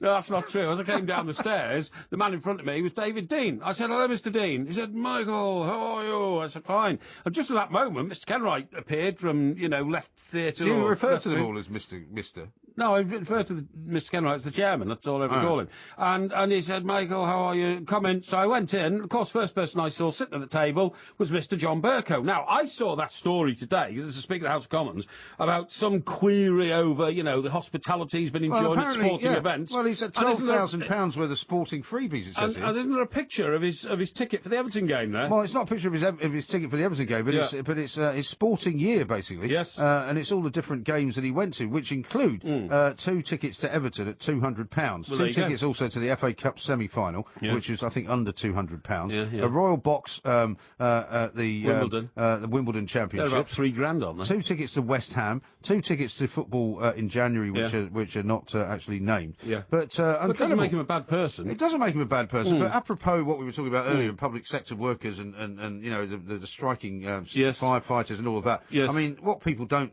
really like is seeing all these MPs getting all these perks. Swanning around. But I mean, I defend some of that. If you are a person in a position of authority in life, then I think you should be popularised, because I think it's important to know that success has its rewards in this life, because we need more people striving for success, Mike. We can't have people who say, oh, I'll just, toddle along. It's not about that, is it? Yes, it is. I'll just toddle along in life and I don't really care whether I'm successful or not. You've got to have dynamism. You've got to have ambition. Well, yeah, but you're You've missing got to the have point drive. here. You're missing the point No. here. You've got to have a success No, you're missing formula, the point. which you must aim for. What you say to yourself in every walk of life is this: I'm going to get on that ladder that goes right up to the highest star. And even if I only get 2/3 of the way there, I will have done pretty damn well in life. So don't call me a failure for not reaching that star, because I reached other stars on the way there. But that man who says I'm not getting stop up... now. Hang on. That man who says I'm not getting on the ladder because I don't want to. I'm going to let the rest of society... Why don't you just shut up for a second and listen to what I'm about to tell you? I'm going to let the rest of society, cushion me and comfort me. I have no time for that, man. Right. Why don't you just let me explain what the story's about? Because you clearly haven't read it, okay? Of course I've read it. It's not about John Burkow going to a load of sporting events because he's successful. Right. It's about somebody providing him with the money or the tickets to go to the sporting event. Yes. And the questions that would be asked about whether that person who has bought those tickets might be able to influence him in some way in the political process. Why would Everton want to influence the Speaker of the House of Commons? Well, not saying that Everton gave him the tickets. We're saying that they may have been provided to him by a third party. And he's gone to all these sporting events. I'll tell you who he was with that day. He was with Andy Burnham. Yeah, no, I know that. Who is a Labour MP. Well, he may have been and provided Everton with the fan, tickets as well. And Everton But fan. do you In fact, he's a member of the shadow cabinet. Are you not listening to anything I'm saying? Yes, I am listening. Well, yes. the point about it is that we live in a democracy. We live in a place where we are able to check our MPs and make sure that they're not being overly influenced by people like, for example, Russian oligarchs. I'm not suggesting they might have paid for it. Right. But, people who we wish to influence Burkow and wish to influence Andy Burnham will give them hospitality. You're just buy one them of things. a growing number of mealy-mouthed, wizen individuals who can't stand... I've never been called that before. Can't stand to see anybody actually That's not true. having a day out, Rubbish. enjoying themselves. I'm very happy to go on days out. Benefiting from... I'm very happy to go on days out. Picking the fruits of the success of their position in life. I don't think there's anything wrong with that whatsoever. So you don't care who's paying for the tickets? No, not really. I don't. So you don't think? Well, that who do you think might have paid for them? It doesn't matter who's paid for them. The Because you don't know, you see. The issue is whether somebody who is paying your for head's him. Your head's like a melon with all the middle of the melon scraped out. Frankly, the middle of the melon. Yeah, in my view. Really? Yeah. Does it have nerve endings of melon? No. You sure? Absolutely. Melons. What does it do when it rains? Hang on, have I got melons right? Melons are the things with all the soft stuff in the middle. Yeah, that's right, yeah. Well, there's lots of fruit that can be described as that. You head is the thing with all the soft stuff in the middle. We are the two mics. Coming up next, a tea test for Porky Parry. Polly put the kettle on, Polly put the kettle on, Polly put the kettle on, we'll all have tea. Suitcase, take it off again, suitcase, take it off again, suitcase, take it off. Time. I'm Mike Graham. Mike Parry is here, and we're about a lot of scientific facts and figures as we do. And people have learned an awful lot about trees and melons and all sorts of other things while we've been on already. An intriguing story popped up this week, and it's about tea. Right. And you and I both like a cup of tea from time to time. Do like Sometimes during the First course thing of I the do in the day. mornings when I get up is have a cup of tea. Are you one of those people that's got a teapot, or one of those people who just puts a tea bag in a cup? I put a tea bag in a cup. Okay, because I'll tell you why. I can't see the point of a teapot because by the time you get to the second or third cup, it's gone cold. And do you use a cordless kettle to boil? Of course I do. Yeah. How's that all going? And do you know what? You actually switch the kettle off the minute the water starts bubbling because I've got a glass panel. Oh, well, you don't let it automatically go off. No, not at all. This is the secret. There's a glass panel down the side of the kettle. Yeah. And the minute it gives off a blue glow. Does it? Almost everything in my house is blue. Honestly, the light behind my Including telly. the cheese. I don't eat blue cheese, no. I'm going to ignore that. And as soon as I see the water bubbling up, and it reminds me of that expression bubbling under, you know, when a record's just about to hit the top 10 or something like that, I immediately switch it off. And so as I pick the kettle up and the steam's coming out the top. That sounds a bit dangerous. No, it's not. And I'm about to pour it into the cup where the tea bag is already there. It's still fermenting with heat and power. See what I mean? Heat and power? Yeah, as it goes into the cup, yeah. Right, okay. Because then I want the actual finish of the boiling process to be over the... You want it to be still boiling, over the tea bag, absolutely. I want it to boil in the cup, Well, yeah. I don't know whether that's recommended by tea makers, but what tea makers are saying now is that actually there are something like 165 million cups of tea drunk in this country every single day, right? It's amazing. Which is incredible. And of course... That's an average of 3 per person. Is it? Yeah. Okay. We'll maybe work those Including like figures out. babies and old age pensioners, yeah. That's amazing. Well, the babies aren't drinking tea, are they? Yeah. Anyway, so what they're saying now is that they're actually forming tea bags to a point where the perfect brewing time for them is actually only 25 seconds. Now, I don't know how long you brew your tea for, Well, generally speaking. this is how long you leave the tea bag in the cup before you take it out again. Yes. Right, okay. Yeah. So, I mean, I don't know if you normally do it Well, longer than that or sounds shorter about than right. But what I do is I have a really big spoon, and I stir it like mad to get the most. You see, I don't think you should do that. No, you do to get the flavour of the tea out of the bag. The tea bag is designed to like diffuse the tea and the flavours. Well, I like strong tea. I sometimes have 2 tea bags let's in see. one cup. Well, I've got this vision now of you with this mammoth wooden spoon stirring a little cup. Yeah. But anyway, we now have 3 cups in front of you. Okay, fine. And what I want you to do is to choose whichever ones you want. Right. One cup is black, 1 cup is cream, 1 cup is white. They've been brewed for different times. Okay. And what I want you to do is tell me which one you like the most. Right. Well, I'm going to taste the one in the black Talksport mug first. Okay. Right. Now, my observation of this, because I'm a bit of an expert on this matter. Tea expert? Yeah, Who absolutely. would have thought so? Do you know how I became an expert on tea? I used to watch... Bingo! I used to watch... I don't know what that silly sentence or phrase It's is injected expanded into... bingo I don't know. as well. I used to watch Heartbeat on a Sunday night, okay? And I think in those days I was a senior executive at a newspaper in Fleet Street, so it was Why weren't you in the office? well, because, you know, we don't all work until late on a Sunday, do we? You know, You couldn't be that senior then. I was very senior. Well, the paper goes out at 10 and 11 o'clock at night. When I was senior executive, I was there till midnight. Well, hang on, I did work Monday to Saturday as well, okay? All right? You got it? Got it? Yeah, all right. Right. So at 8 o'clock on a Sunday night, I would settle down with a couple of digestive biscuits and tea. And I was always impressed that the programme was sponsored by Yorkshire Tea. So the very next day I went out and bought a box of Yorkshire tea bags. I was so fascinated by the fact that, you know, a county like Yorkshire could have its own tea. I researched it, so I got to know a lot about tea. So I'm about to taste this one. Right. Now, I don't know which half-bake has made this cup of tea, but I can tell you by examining it under the harsh arc lights of the studio above my head, because the studio, to explain to our listeners, is dark, but there are pods of The show light. stops at 5 o'clock. You get on with Hang it. on, pods of light come over me as I crouch by my microphone to get as close to the outgoing network as I can. I'll just go And out I and can- come back in again in about 10 minutes. Hang on. I see in this cup of tea tiny flecks of tobacco. I'm sorry, Tobacco? I'm having tea. It's not tobacco, obviously. Tiny flecks of tea, and that means that somebody punctured the tea bag. But I'll taste it anyway. Taste Hang it on. anyway. Right. And I'll make a slurping noise, not because I'm a noisy tea drinker, folks, but because you need to Well, be able to... real tea drinkers would spit it out, but I don't want you to do that. hang on. I don't want you to spit it out. You've got to be able to imagine in your head me supping this tea. So here we go. Hang on, a little sup. Oh, I'll just have another sub. Hang on a sec. Right, I'll just okay. take a picture of you doing that. That wasn't bad, actually. And the... Well, we don't want you to give us a critique of each one. Just taste What each do you want one me to do then? and I tell thought me you did. which one you like best. All right, Well, you well, can't compare it until you've tasted another one, can you? Right, I'm going to taste the one now in a white cup. Looks horrible. Looks milky and white. Some half bakers put too much milk in this one, but I will taste it and let you know. But it looks to me like it's going to taste like water, right? Has it got sugar in it as well, the other one? No. No sugar? No, no sugar. I'm going to... Do you take sugar? No, I don't take sugar in tea, no. Now, I'm going to drink it on the opposite side of the cup from the handle, Okay. because that's a technique which I do employ sometimes to improve the taste, okay? All right.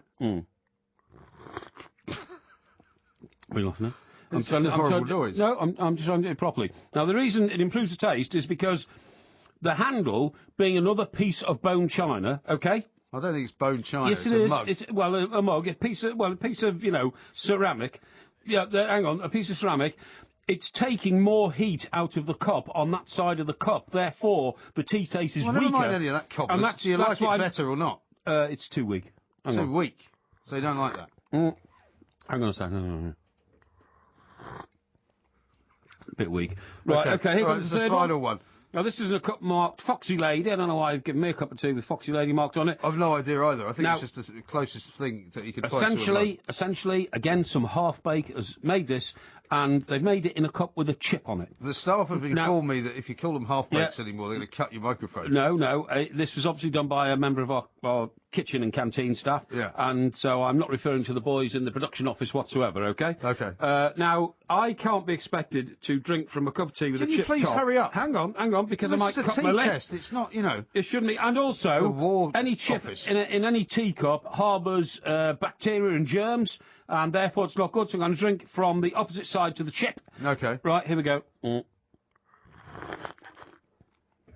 That's not bad. You like that one? Actually, do you know what? There's been coffee in this cup before tea. I can What? tell. My taste buds tell me. Hang on. It hasn't had coffee in it. It's come It straight out has. of the It dishwasher. has. No, it has No, had it some comes straight out of coffee in the it. dishwasher. No, I don't agree. My It doesn't matter whether you agree. my That's what happened taste to it. buds are exemplary. Hang on. They might well be. Mm. Now, which one of those three do you prefer? I prefer the last one, the Foxy Lady one, Okay. because it's the strongest one, okay? Well, I can tell you Yeah. that the one you have chosen Yes. is the one that was brewed for 2.5 minutes. Right. Now, the one that you liked the least, which was the milky one, Yes. in the light cup, was brewed for 25 seconds, Right. which is what the tea companies are saying Well, they know what is the it's all correct about. amount of time. And the first one that Yes. you had was brewed for approximately 5 hours. Right, well, I prefer the third one, definitely. It's good. It's good. It's gone completely over your head. You don't know. You have nothing to say. What? What do you want me to say? What the longest brewing cup was brewed for Okay, 5 hours. excellent. 5 hours? Yeah. What are you on about? See, you've only just heard that, haven't you? 5 hours? What's 5 hours got to do with We it? brewed it for 5 hours. Does that not bother you? You just told me it was 2.5 minutes. 2.5 minutes is the one you like. Yeah. The black mug was Yeah. brewed for 5 hours. Rubbish. It was. I put it Well, on you- when I got in here. What were you doing with it? Well, we left it brewed and we put a tea bag in the pot in the cup, Right. and then we microwaved it before we gave it to you. You microwaved it? Yeah. Well, that's not 5 hours. What are you on about? It's been brewing for 5 hours in a cup. The tea bag's been in a cup with boiling water for 5 hours. Well, in that case, the water would be cold, wouldn't it? You fool. What are you on about? What nonsense are you talking, eh? You're no scholar at all, are you? I am. You tell me how you can have a hot cup of tea that's been brewing for 5 hours, and I'm telling you can't. I'll tell you later. This is Talk Sport. Talk Sport. On air, online and on TV at Virgin Media Channel 927. Now it's time for the transfer circus. Clowns to the left of me, jokers to the right. Here I am, stuck in the middle with you. Yes, I'm stuck in the middle with you. And I'm wondering what it is I should do. It's so hard to keep This is Talk Sport Extra Time. Mike Parry is here with me. I'm Mike Graham, and Ben Fletcher has joined us as well to talk about some of the big money transfers that are going on. That tea that you didn't like, it's actually my perfect cup of tea. Is it? The milky one, yeah. Okay. So for me, Well, you enjoy it. I'm going with the 25 seconds. You enjoy it, mate? I can't stand milky tea. No, I like it I can't. strong. I totally agree. You know, that's and a dark. builder's tea. Do you know what? Builder's You know what my folks have always told me, because my dad's not with us anymore, sadly, my mum is. During the war, apparently, tea was so strong that when you stirred stirred it with your spoon and let the spoon go, the spoon stood up in the tea. Yeah, see, I don't like the tea like that. You know, it didn't even fall and hit the sides. It was that strong. And Do you know, when I was at university, 4 friends of mine decided to do a sponsored tea drinking challenge, right? Why didn't they do a Newcastle Brown sponsored? Well, because everybody was doing that. That's what we did. Well, yeah, but you're all drunks. Yeah. I mean, these guys were all engineers. No, drinkers. These guys were all engineers, and they wanted to raise some money for charity. Right. And so they sat in the student bar, and they had pints and pints of tea made. And they had to drink it really, really quickly in the course of an hour. And they all started hallucinating. They had so much caffeine in their bodies. They were putting ice into the glasses so they could drink it so it wasn't too hot. And by the end of it, literally, they were all spaced out. No. They were. It was like when they were on drugs. The stronger the better for me when it comes to caffeine. Yeah, but Ben, hang on. If that's true, that story that MG's just told us, and I am very, very cynical and sceptical and dubious about it. In that case, why in the 60s, when everybody was getting stoned out their face as cheaply as possible, weren't people going around chewing tea? Well, I'm sure they tried chewing smoking tea. I'm sure people have tried smoking tea leaves. Well, I can think of 1 or 2 people around here who might have tried that. Yeah, exactly. Yeah, good thinking. Anyway, let's talk about Everton, because we were briefly talking about John Burko up at Goodison Park. Sure. Lukaku signed for an incredible 28 million. Marvellous. And it's been quite a good week for Everton, I suppose, isn't it? Well, I mean, the 28 million was really the 27 million we got for Fellaini. So we've used that, and, you know, the fans have been on the chairman's back and the board's back for years, saying, why don't we spend any of the money that we raise from selling great young players, usually, that we, you know, like Jack Rodwell went to Manchester City and all that kind of stuff, and obviously Rooney went. But I think the plan behind it all is this, and that is that when Rooney went, the big debate was, if we could have kept Rooney, and we just couldn't afford to pay the sort of wages Manchester United were offering him, and we needed the 28 million, we would have attracted other great players and built an Everton team from there. And I'm sure that the board now, under Mr. Kenwright, the chairman, are determined maybe not to make the same mistake as Rooney. So they've got Lukaku, a great player.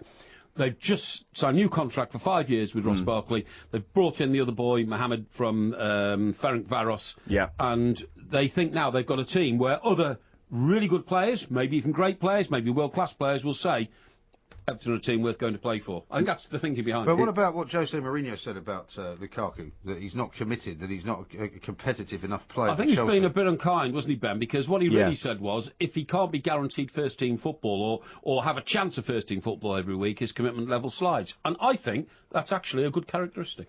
Well, he's done very, very well for Everton in the past. I think he'll continue to do well. And Mike, I think you're absolutely right. You know, we had Everton fans on TalkSport this week saying that they were unhappy with the number of loan signings that Everton were making. But now this 28 million pound signing is it's the marquee signing they needed, and that, and coupled with Ross Barkley, I think it could be a bit of a renaissance for Everton over the next couple of years. I think it's a fantastic insurance policy, because my own belief at 21 years of age is that Lukaku will be worth a lot more than he is now in 2 years' time.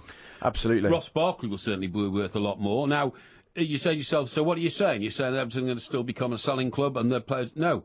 The way clubs work, and I'm sure we all know this, is you borrow on your assets. And if you've got 2 players worth £100 million between them, you can go out and borrow more money to buy better players. And that, you know, like anybody, if you... Well, why haven't they done this before? Because people have complained that they don't spend enough money. Well, because they haven't had the money. But how come they got the money now? Because of the Fellaini deal? Not just the Fellaini deal. The payout to the Premier League teams leapt by about 20% last season. Everton, for instance, got about 86 million quid. I mean, the money is now stupendous. The problem is that and Spurs have been blamed for this within some circles within football, when you sell a player like Bale for 100 million or close on, 87 million, the rest of the football world knows you've got that money, and it inflates the price of the players you're buying. It has to, naturally, because the other clubs want more, and that inflates the whole spiral of transfers. So what Everton had to do here was really play the old touchy, feely. You know, he's on loan. Ben has actually taken the time to come in and talk to us. You think you should let him speak once in a while? Well, I thought I'd just have a discussion with him. I was going to ignore you. Your definition of a discussion with him is you talk. No, and he doesn't. No, it's cutting you out the conversation. Okay. Really? Yeah. Ben, what would you like to say? Well, I'm just listening in awe, really. I agree with a lot of what you're both saying, but I think Everton, this is a landmark signing for Everton. You know, I think had Lukaku come back on loan, Everton would have been accused of being, like we used to call Watford Loanford, didn't we? And Everton could have been Everloan or Loanton or whatever you want to call them. But I think this is a huge, huge signing for them. I'm not convinced that they're going to automatically now qualify for the top 4. Maybe not this season, maybe not even next season. I think they're at the back of quite a big queue in that regard. Well, I'm looking at the back page of the Mail, tomorrow's Mail, where it says Anfield splurge passes 100 million quid. So it kind of gets dwarfed a bit by that, doesn't it? Oh, just across the road. Yeah, absolutely. But Liverpool have always been a big spending club. They've got a different philosophy to the way it works, and also, I'm sure Liverpool are already cashing in on the future gate receipts because their plan to expand their ground is now going to go ahead. Yeah. And just like Manchester United are already spending money for their kit deal, which comes to them in 10 years' time, I'm sure Liverpool will be spending that money now. So, you know, it's every club to its cutting its own cloth. It is, but Everton have got to compete with this ultimately. And you look at the top 4. This last season really was it was open season really, the top 4. And this year Manchester United we're led to believe will be back. Van Gaal is well, they hope they will anyway. Oh, by the way, I must point this out to you. You probably will remember this, or maybe you've forgotten it. But when you were on the Sports Breakfast the other morning with Andy Gray and Mr. Alan Brazil, I heard Andy Gray correcting you on your pronunciation of Van Gaal, and he favours my pronunciation, which is Van Gaal. And the reason he said that is because Ruud Gullit pronounces it Van Gaal, and his word is good enough for him. But as I keep trying to point out to you all, Ruud Gullit is Dutch, so Ruud Gullit is Van Gaal. Yes, I know. So that's why he knows how to pronounce it. So if they met in a hotel bar in Amsterdam for a small glass of wine or something like that, or even a coffee or something like that, they would each pronounce the name of each other as Dutch people do. However, in this country, it is Van Gaal. Bingo! Because that sounds really English. No. If you went to Portugal and said, I think I'll leave Lisbon today and go to Oporto, nobody'd know what you're talking about. Because over here we call it Porto. And over here we Portugal, they would know what you're talking about then. Yeah, well, not if you were talking English to somebody who wasn't Portuguese. See what I mean? In Portugal? Yeah, in Portugal. Yeah. Like a fellow holiday maker. That's what I'm talking about. Or some fisherman whose boat you wanted to rent or something like that. You know what I mean? A Portuguese fisherman, you mean? Portuguese fisherman. Well, you'd say a Porto to him, wouldn't you? Well, you would actually, because they know where a Porto is. No, I'm not getting mixed up. Who do you know who built the bridge over the water into Oporto? Yeah. Do you know who built it? No. It was the guy who painted the Mona Lisa. Was it? Yeah. Same person? Yeah. Come on, Mike. Leonardo da Vinci. Yeah. He built the bridge. He built the Oporto Bridge. He's amazing. What an amazing man. Because he painted the Mona Lisa and he invented the world's first helicopter. That's right. That's not bad, is it? Yeah, and he built a bridge as well with his bare hands. Well, not he his really bare was hands, an amazing fool, man. but he designed it. I mean, Well, he did the practical drawing for it, is what you're saying. Well, the Clifton Suspension Bridge was built by Brunel, wasn't it? Yeah. Right. Well, he didn't physically get the bricks, did he? He wasn't a brickie. Well, he with his, designed it. with his scalpel, or whatever you call it, and the brick Set square. You could have a scalpel in a brick. What's the stuff that you get the cement with? Grout. Oh no, See? The trowel. Trowel.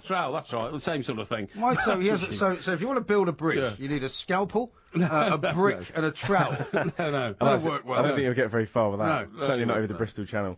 Speaking of Van Gaal, actually, right. the back page of the Mirror, he's put in security cameras into the training ground to record their every move. Amazing story. So it's very Big Brother, isn't it? Big Brother would like Luke Shaw to come to the diary room. Yeah, why has he put these cameras in? Well, he's basically put them in. He wants to watch them training, and it's, I guess, like it's almost like a trainer watching racehorses. Right. He wants to sort of see the things that other people might not want to see. So is this for when he's not there, or he's just going to have them? No. I think it's when he is there, but he's going to go back and look and watch them train afterwards. No, that's absolutely right. Later in the afternoon, they've all finished training, they've all gone home. He puts these tapes on, he looks at them, and I've talked to somebody about this earlier today. Even the way the players are running. Facial expression as well. Facial expressions. Their gait was mentioned. You'll have some fun with Phil Jones, wouldn't you? The way just a little bit. Their gait, the way they amble, all that kind of stuff. How long they pause for in between bursts of maybe speed. even how they interact with one another, because it may be a good way of seeing whether they're getting on. But I think it's a good way as well, surely, of showing them what he thinks they might be doing wrong, because they all look at recordings of games, but if you look at recordings of training sessions as well, it might be. I mean, I think he's revolutionising football in this country. Well, I'm not sure he's revolutionising it. What he's doing, Ben, in my view, is he's illustrating that actually Sir Alex Ferguson was starting to slip away a little bit in what's needed in the modern world of high-powered football to keep up, really, if you see what I mean. It was time for a fresh look at it all, wasn't it? And he's taking it back to basics and starting on the training ground. It's all very well sort of looking at the pitch and seeing what's happening on the pitch, but to sort of to look at these things on the training ground is... Sure. Now, sorry? What's wrong with you? I've just been told that Leonardo did not design the bridge over at Porto. Oh, really? No, it was a Turkish bridge that he designed. Nowhere near Portugal. No, that's not true. That's not Nowhere true. near Portugal. Ben, let's get on to, while he's convulsed in some ridiculous laughter over here, the Chelsea situation is good because we've got two people there who are subject to transfer speculation. One is Peter Cech and one is Torres. Yeah, absolutely. And it looks like Torres is going absolutely nowhere, and Peter Cech could be on his way out. Right. Now, if you speak to some Chelsea fans, I should think that should be the other way around, surely. Because Fernando Torres, for me, has been a busted flush for some years now, and I think, People say that, you see, but I think he's had a dreadful Torres, World Cup. No, but I think he's had a rough end of people's kind of misguided opinion, because he scored a lot of goals last year, and Torres, he just didn't score them in the Premier League. But he didn't score any with a smile on his face, did he? Well, I wouldn't be smiling if I was a guy that was constantly criticised and was constantly being told, "Oh, you passed your best, you can't do it anymore." But it's what's gone before that, and the misses and the terrible form. But he's not. But the number of goals he scores per season are always more than everybody thinks. It always surprises you, but I think Chelsea can do better. And there's talk that they're thinking about bringing in Cavani, Edison Cavani, in a £40 million bid from Paris Saint-Germain. So it does beg the question. I just find it weird how Lukaku's gone, and yet Torres stays, and it just seems really, really strange to me. But but it looks like Thibaut Courtois is going to be the number one choice goalkeeper.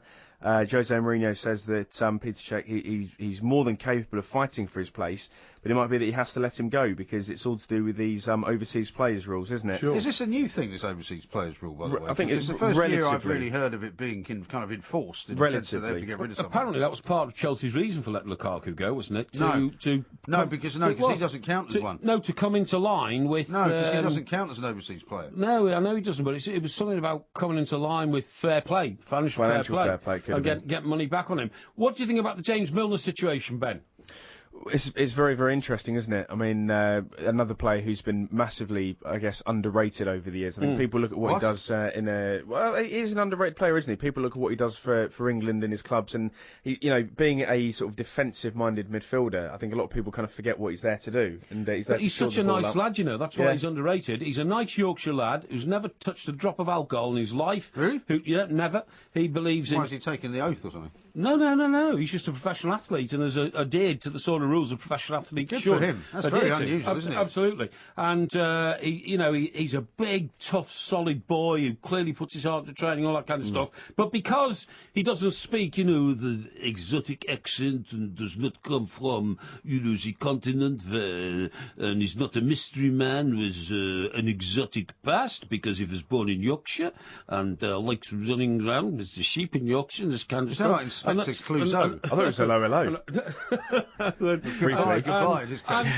And so, because he's a nice, down-to-earth lad, some people underrate him. You've got an obsession with foreigners, haven't you? No, I haven't got an obsession with foreigners. No. All you do is talk about how foreigners are not good. I don't. I had a guest on and you said, "Oh, you don't sound like you're from this country." I mean, I don't know. You're not very welcoming at all. Manchester City happen to have a very, very expensive and very sort of highly rated team. Yep. And James Milner can't get into it.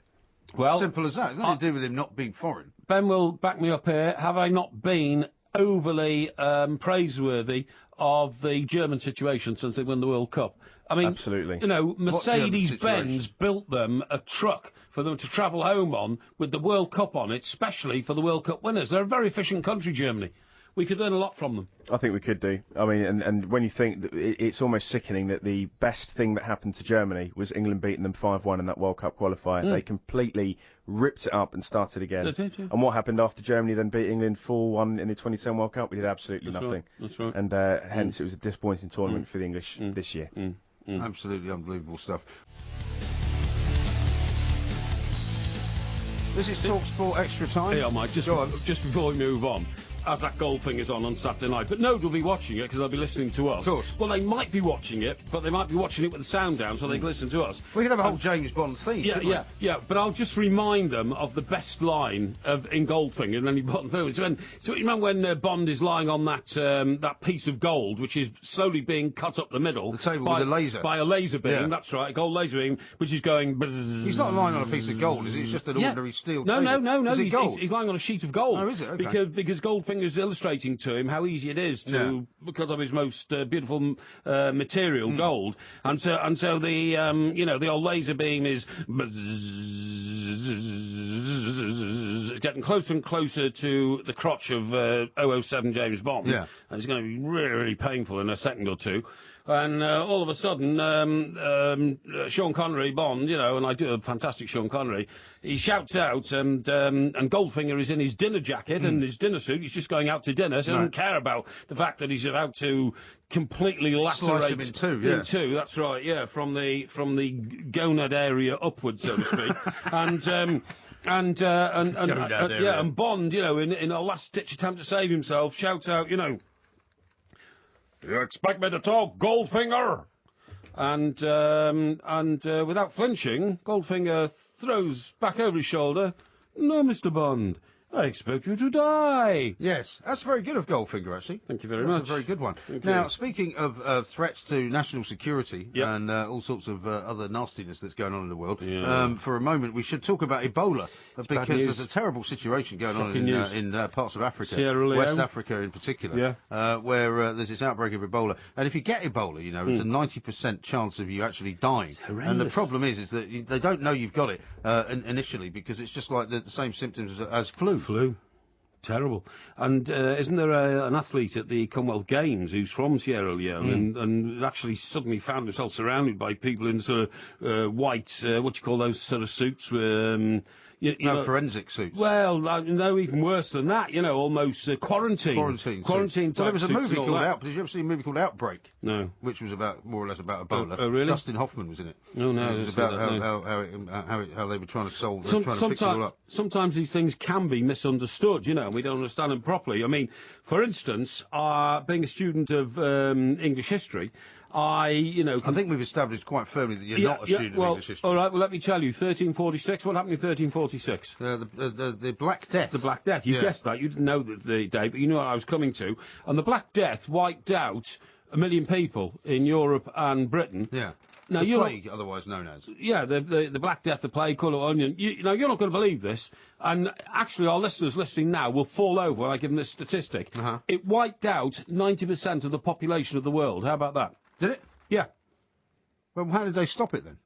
Well, it just died out in the end. It died out. But it literally wiped out 90% of the population. Now, sometimes I use the expression, football's going to hell in a handcart, or this country's economy is going to hell in a handcart.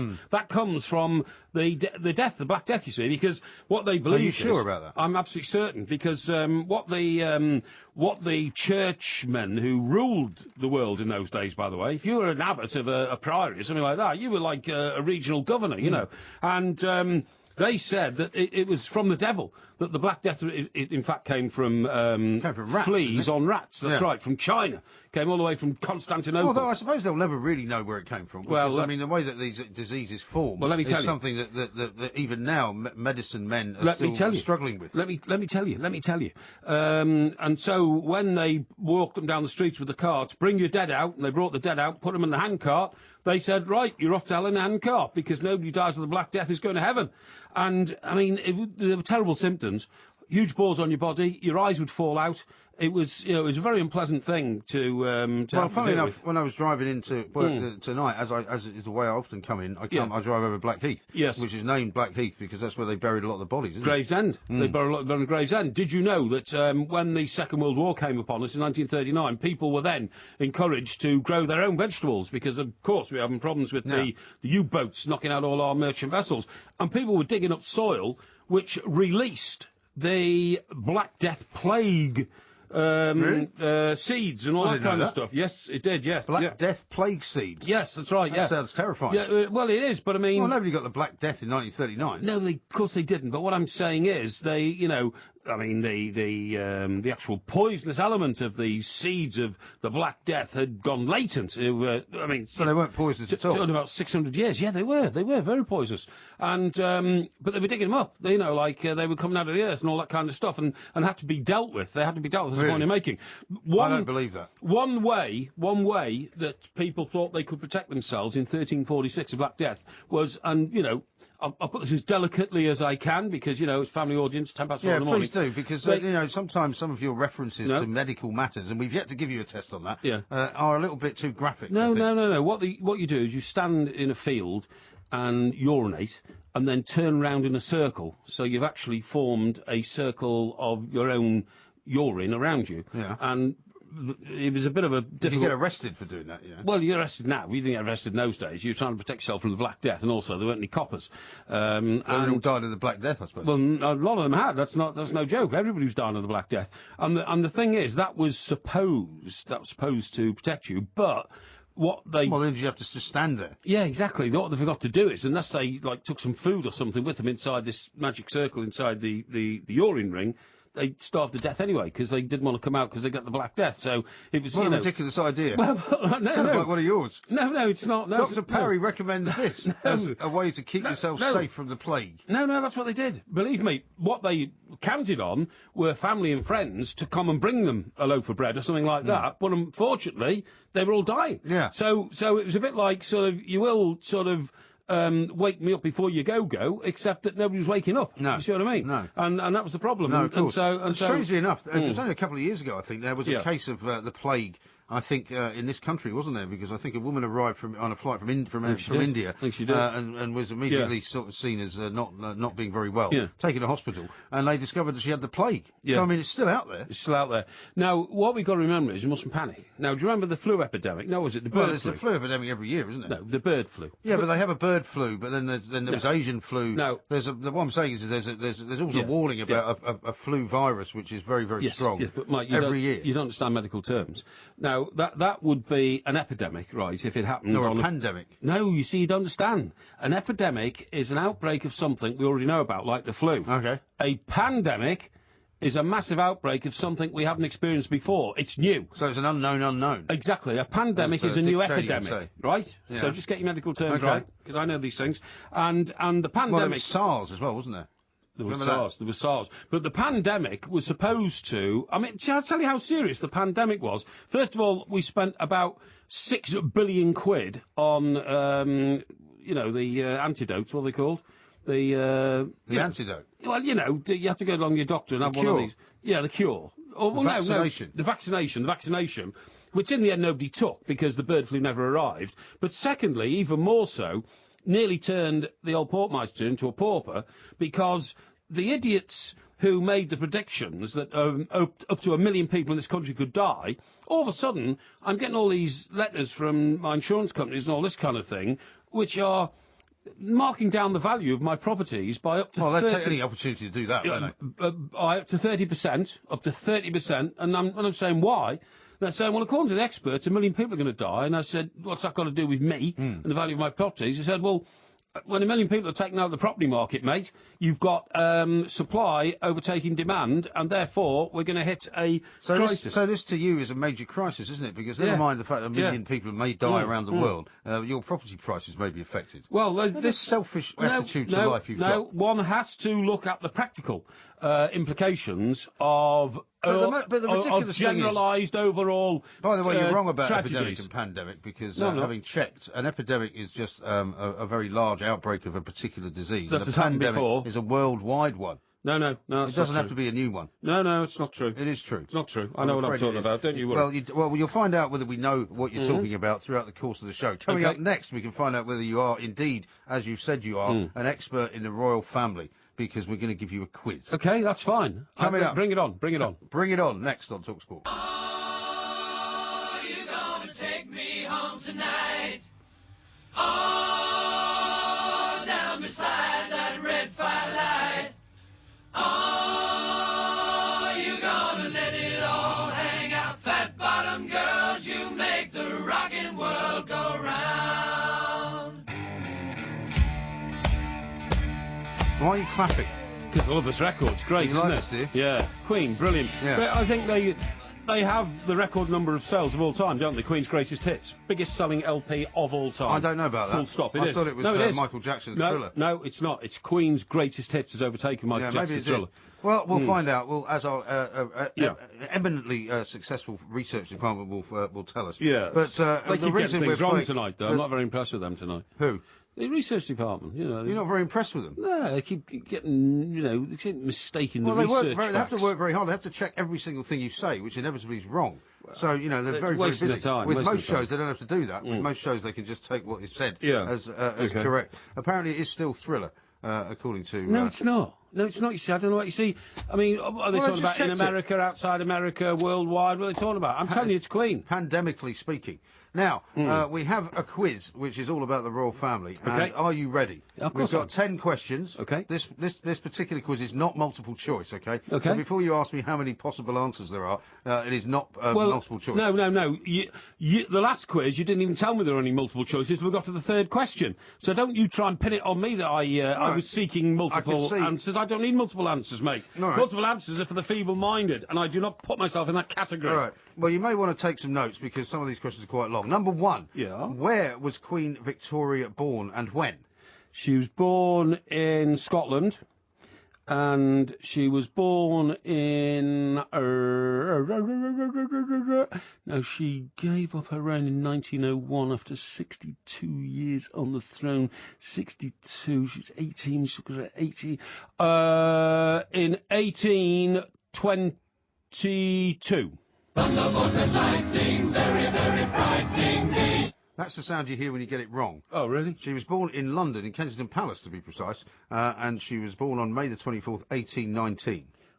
Wow, that was very close then, wasn't it? 1822. Number two. And I don't think she was born in Kensington Palace. I don't think Doesn't matter Kensington whether you Palace was think- there. She was born in Kensington Palace. Question number two. Right. What is the connection between her husband and the new presenter of Newsnight? Right. You do know who the new presenter of Newsnight is? Evan somebody. Evan Davis. Evan Davis. Yeah. Her husband was Bertie, her beloved Bertie. No, he was... Well, yeah, but that wasn't really what he was known as, was it? He was. Well, that was his informal name. Right, so Victoria's husband, he died young, and she became a widow in black weeds for over 40 years, mourning him forever. So Evan Davis, he's got tattoos, hasn't he? Yeah, I think he does, yeah. Got tattoos. And, You're on the right track. And old Bertie, Think of what his real name was. well, he was Prince Albert. Correct. You got it right. Well, hang on. You've got it right. Hang on. Sorry, what's the connection between Prince Albert and Evan Davis? Evan Davis has got one. Got one what?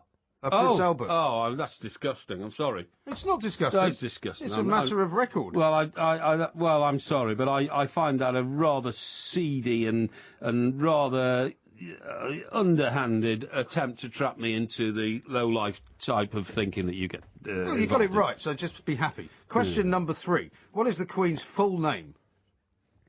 Which Queen? Our Queen, current Queen. Which Queen? It's a quiz about the royal family. Yeah, okay. So So you've been talking about Queen- Victoria for the last 2 questions. Queen Elizabeth II, there, you make it easy for you. I'll give you one of her names. What is her full name? That's an irrelevant question. Why is it irrelevant? Well, whoever says, "Oh, hi, Queen Elizabeth Mary Well, do you remember when Francis, Princess No. Diana married Charles? Do you Yeah. remember the famous time when she got his names mixed up? Yes, I do. And do yes. you remember what his names are? Sorry, what's the question here? Is it Charles's names? Is it the Queen names? Well, Whose names do you're you want? saying nobody Whose ever names do you uses want? it. Whose names do you want? I want the Queen's full name. They're irrelevant. She is Her Majesty the Queen. That's No, her name. incorrect. That is her name. Her Or name? she's Queen Elizabeth II. Elizabeth Alexandra Mary Windsor. I said Mary. You did not say I Mary. did when I said to you, she's never addressed by the name of Queen Elizabeth. I said Mary. Well, you didn't get it right. I'm sorry, I'm appealing here. Can we go back on that, please? I'm asking our producers. No, you didn't. No. I've saying just the had answer it is in my wrong. earphones. He's just admitted the guy who You said Mary. I said That's- Mary. So you said one name out of 4. You asked me for one name. No, I Excuse said me. You what's asked me her for full one of her name? other names. No, I said what's you her asked full me for name? one of her other names. All right, you've lost that one. Well, Try and make it up on I number... don't know whether I should now refuse to come. No, well, you shouldn't. Number 4. Yeah. Who is 5th in line to the throne? Is that simple enough for you? 5th in line to the throne. Right. Well, hang on. Charles. Philip, Arthur, George. Charles is second. Charles is first in line to Correct. the throne. Second is William. Third is George. And fourth must be Princess Anne. I don't want the fourth in line. I want the fifth in line. You Oh, plonker. right. Okay. Well, hang on. I've still got it right. So Charles, William, George, Anne. Oh, hang on. Maybe Harry's in there somewhere. Anne and. Why do you think Anne's in there? Well, because it reverts then to the eldest child after Charles from the original marriage. I reckon it's... Oh, hang on. No, wait a minute. Oh, Andrew could be involved in this. Right, OK. So it's Charles... You just a sort of scattergun effect, isn't it? Hang on. Just keep naming William, everyone George, until you get one that's of them. third. Did you say fifth? Fifth. OK. Harry. Incorrect. It is, in fact, Prince Andrew. Well, there you go. I said Prince Andrew, and you just shook your head. Didn't. You did I not. did. I You did. did not say that. You said Andrew must be involved here somewhere. Yeah. Well, that's good enough. Yeah, you said every single name under the sun. Anyway, you got one right so far out of 4. 5. How many times has Earl Spencer been married? Earl Spencer has been married officially. He has been married twice. What's the He was problem? married 3 times. For an extra bonus point. Well, you- hang on. No, I think you'll find his middle marriage was to a lady who had some drugs problems, and they annulled the marriage. No, that was his first marriage. Yeah, well, that's his first one. They annulled Victoria it. Lockwood. They He's annulled still it. married to her. They annulled it, and if you annul a marriage, it's not a marriage. And what the royals do is they go around annulling marriages when they don't want them to appear Well, on the record. technically, he's not a member of the royal family. so Henry you're wrong VIII about had that. loads of marriages annulled, so I'm... How many times was Henry VIII married? 6 times. How many were annulled?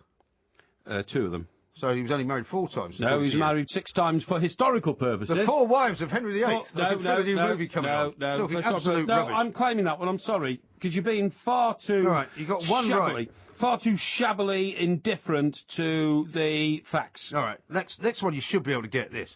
Now, question number 6. Can you name 3 of the Queen's current residences? Of course, I can. Well, why don't you do that? And you could have 2 out of 6. Buckingham Palace, Windsor, Sandringham, and if you like, the place in Scotland, Balmoral. I'm so happy you got one right. Pretty good, that. So happy. 2 out of 6. I say it's 3 out of 6. Question number 7. This is a musical question. Oh, okay. In what year did this song reach number 2 in the charts? She's a killer queen, gunpowder and gelatine, dynamite with a laser beam, guaranteed to blow your mind. What has this got to do with the royal family? What's the name of the song? Killer Queen. Thank you. But what's the name of the group who sung it? Queen. Yeah. Well, What's you that know, got to do with we've the had- royal family? Well, the royal family's headed by the Queen. Yeah, I know, and they've got nothing to do with it. Right. Oh, no, the reason I put this in here is yeah. I thought you'd have some chance of getting it right. I'll tell Because you you've now. got no I'll tell chance you, of getting I'll tell anything you. else right. Now, there was 7 Seas of Rye, which is the first one, okay? Correct. That's Queen, yeah. Now, that year, that one was 1972, so, and there's one more. You're not cheating. No, you of course know. I'm not cheating. What am I cheating at? I'm sitting next to you. So I would say the answer to this one is 1976. 74. Bad luck. It got released twice. It got released twice. I Doesn't remember matter. how it did. It The question definitely was, got which released year twice. did it reach number 2 in the charts? And that was 1974. It got You released can't wriggle out of that twice, one. and once again, your attention to detail is, as Alan Hansen would say, what did he used to say? You don't win anything with kids. No, it's lamentable or something like that. Lamentable. Shocking. Number Shocking. 8. The Queen of the Commonwealth, now the Commonwealth Games are on at the moment, rules over how many countries, i.e. how many countries in the Commonwealth? What a stupid question. Why is it stupid? Because it's a moving feast. It's a movable feast. Well, how many are there in it now? 51. 53. 53. There you go. Well, that's close enough. That is close enough. Excuse me. You've got 2 right out of it's possible 8 so far. I'm claiming at least 3. Now, number 9. You should be You able to get should this have one. given me 2 either way on that one. That's a ridiculous, you know. Okay, all right. We'll give you 3 out of 8 then. That's it. That's it. Next question. How Yeah. old was Princess Diana when she died? You should know this one. I announced to the world her death, by the way. You know that, don't you? Pardon? I announced I know you did. Diana's death to the world. I know you did. I was the first guy who literally... Well, you didn't announce it physically, did you? You told somebody else to announce it. No. I wrote the lines. Yeah, but and you I didn't can actually you didn't speak it, though, did you? No, I sent it out a piece when I was... When you were with PA, the Press Association. When I was executive editor of the Press Association, and it said, Diana, Princess of Wales, has died in hospital in France tonight. Government sources have indicated to the... Well, I'm just trying to think. Hang on. Well, you better hurry up. You've got news coming in. Yeah, I know. She was... Hang on.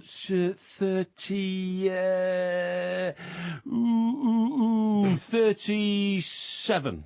Thunderbolt and lightning, very, very frightening me. She had just celebrated her 36th birthday. Well, I'm having that. That's come on, that's one off. Considering that you wrote the world announcement, you think you should have got it. No, you're not getting that one. Rubbish. Final question. You're Your rubbish. chance to get 4 out of 10, which is about average for you. This is brilliant, this question. I'm very proud of this one. How is Elizabeth I related to the current monarch? Elizabeth I related to the current monarch. You can have a bit of leeway on this, I'm told, by the quizmasters. I have the heart of a lion. I have the body of a frail and useless woman, but I have the heart of a lion.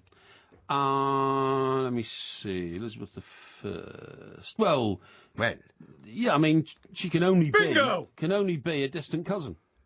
Cousin is correct. Thank you very much indeed. How many times removed, though? Oh, don't be so ridiculous. Well, you get an extra bonus point for it. It's over 4 centuries, so I would say 22 times. 14 times, I'm 14 times, that's close enough. Shall we have a bit of a fanfare for that? Yeah, let's have a fanfare.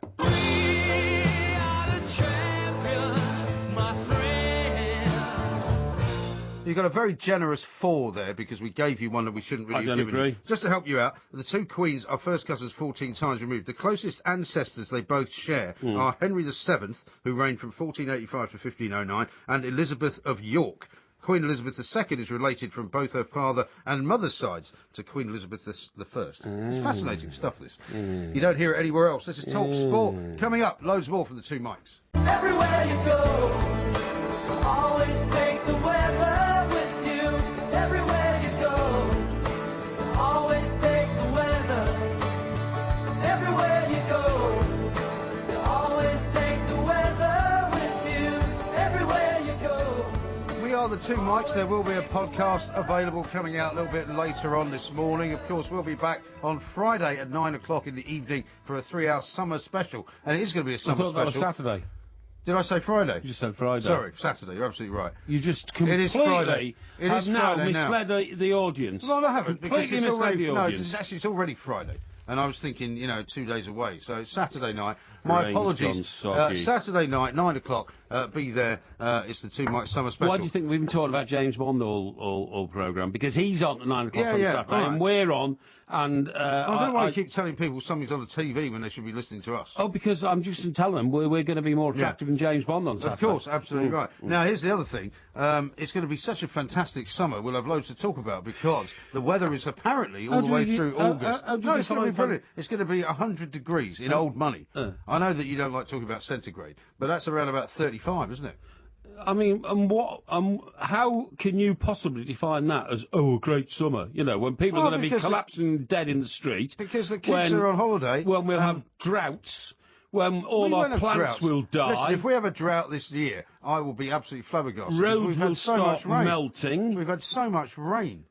Railway lines will stop buckling. Why? I mean, do you know what gets me? You just don't like the hot. Well, you're just a Grinch, really. No, I'm not a Grinch at all. People just don't understand the stupidity of encouraging hot weather all the time. In the end... Well, we don't really encourage hot weather. Of course you do. It just arrives. You encourage hot weather There's not some guy standing on the White Cliffs of Dover encouraging the weather. Well, let me tell you what I'm talking about. You get all these very good-looking young ladies who come on to all these television programmes. And by the way, did you see that? Do you mean the weather girls? See that the BBC have actually got 40 weather girls? Have you seen that? I mean, no. Yeah, I saw a piece the other day. Apparently they've got 40 weather girls. Well, they've got 40. What, you mean actually on screen? Yeah. Yeah. Well, I must say, one of the things that constantly amazes me, we don't like to slag off the BBC too much, but I mean, every time you watch that news channel of theirs, there's always somebody new on it. And I always wonder. What, you mean the weather person? Well, no, just everyone. Oh, right, I mean, okay. they've got new presenters, they've got they got thousands of people over Well, there. they've got thousands of people. But what they did is they showed you a complete display of all the regional stations with weather, and they've got weather people, and, they have to do shifts around the clock, like 24 hours a day. They've got, according to this piece, the weather doesn't stop, does it? 40 people. No, weather doesn't stop. You don't need weather reports in the middle of the night and You all that do kind if of they've stuff. got a 24-hour station. It's dark. It's dark, so it doesn't matter what the weather's Well, like. it's dark here.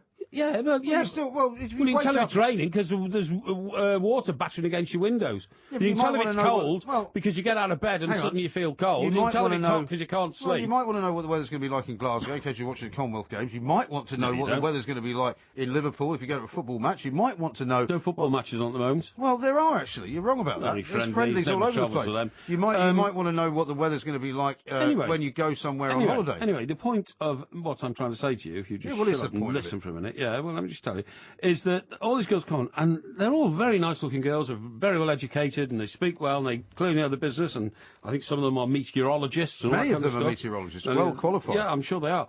And they come and they're beaming and smiling when it's all nice and sunny, and they say, "Oh, there's going to be loads of sunshine here." Well, that's called And- having a sunny demeanour, isn't it? Yeah, I suppose it is, yeah. Going to be loads of sunshine here, and, look, on the coast it's going to be very hot and all that, and gorgeous days here in Cornwall, and, those poor people up north, it's not going to be quite as warm for them. Well, I don't get it. This is completely biased reporting on an issue on which we're not all agreed. Well, actually, most people think that decent weather contributes to a better feeling of well-being. They feel happier about life in general. When the sun shines, it's much nicer than when it's raining. When it's raining, I'll tell you what, I can't stand rain. I don't mind what else the weather does. I don't mind snow. I like rain. I don't mind snow. I don't mind particularly cold. like summer rain. But I really hate rain. I like walking around in I hate summer getting rain. wet. I hate getting wet. I like wearing just a short sleeve shirt and a pair of shorts and a pair of trainers. I like walking around in the summer rain, getting wet, and You should have moved to Glasgow and then. it's a good feeling. Because it was raining last night in Glasgow. But anyway, let me just finish my point here. I don't understand why nobody journalistically has jumped on this and said, look, you can't just come on and say, oh, it's going to be brilliant. It's going to be like 93 degrees or 87 degrees. It's not brilliant. Let me tell you what happens. And I'm being absolutely serious here. People go and start jumping into rivers and ponds and pits and they drown very seriously. That's being irresponsible. Very seriously. That's what happens. People find their plants wilting and drying up because they haven't got time to water them and they die. We see roads melting. We see railway lines buckling. We see old people quite literally dropping dead in the streets from We do not heat. see them Yes, we dropping do. rubbish. Yes, we do. From heat exhaustion. Absolute rubbish. We see people suffering all sorts of horrendous health problems on You the break London. out in a rash, I suppose.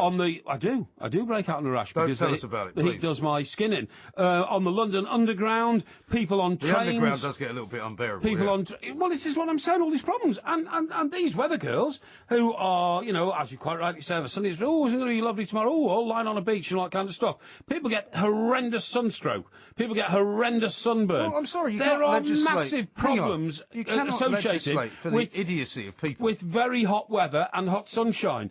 I'd prefer them to come on and say, well, look, it's going to be nice for some tomorrow, but it's going to be terrible for others, and actually warn of the downside of an extreme heat wave, i.e. unless there'll you're probably be a drought in 10 no, days' time. Unless you don't understand how to deal with the heat, then, there's nothing you can If tell you're going these on people. holiday tomorrow and you're taking your children down to Cornwall and you've got a 4-year-old car, you can bet your life it will have blown up and the radiator will have exploded before you get to Exeter because it's going to be so hot the Now, car that's can't something cope. actually. That is something now that you actually very rarely see. I mean, there used to be a time when you would see always, if you went on a Yeah. long road journey, you would see somebody about every 10 or 20 miles broken down by the side of the road, steam coming out the radiator. Absolutely. You never see that now. Do you know why? Why? Because the radiators are all now completely self-contained. You can't get into them. You don't put water in them. You can't So get into them. Nothing ever. I don't know how to get into my radiator. Nothing I've ever had a goes look wrong. and I can't find it.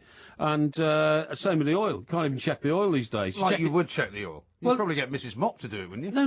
No. You check it on your dashboard.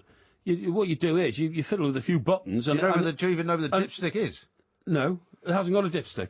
There is no dipstick. There's an obvious joke there, but I'm not going to make it. No, don't make it. No, it's too obvious. And it's just a little bar on a screen comes up and shows you how much oil you've got. How Why are much you oil you haven't pointing at got. the computer screen? Because I'm pretending this is my computer in my car. Yeah. Which is Well, quite don't sophisticated pretend. and all Don't that. pretend. It's too But frightening. on- We've got a call here. Look, somebody wants to talk about the weather. Okay, It's Bill. good idea. Bill in London. Morning, Bill. What would you like to say? All right, boys. I just want to say I've had enough of this weather. Yeah, good man. Why? I've just had enough of it. I'm thinking about going on holiday to Iceland. Good idea. That's what I often do, Bill. Have you been to Iceland before, Bill? I've never been to Iceland, but I want to give it a go because this heat. I mean, I wake up sweating. I go to bed sweating. Yeah. During the day I'm sweating. I mean, Why don't you just open the window, Bill? Yeah. Well, I mean, I open the window. I suffer from BO. I'm having it's dreadful. I think you're having us on. But, Bill, let me ask you this question, please. It's a serious question, OK?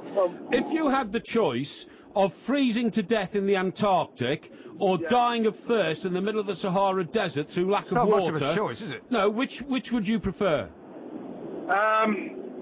Give me the Antarctic any day of the week. And me. That's exactly the answer. That's exactly the answer, and you're absolutely right, Bill, because you can't think of a worse death than actually expiring. You're obsessed with death, No, aren't you? you can't think of a worse death than being in the middle of the Sahara Desert.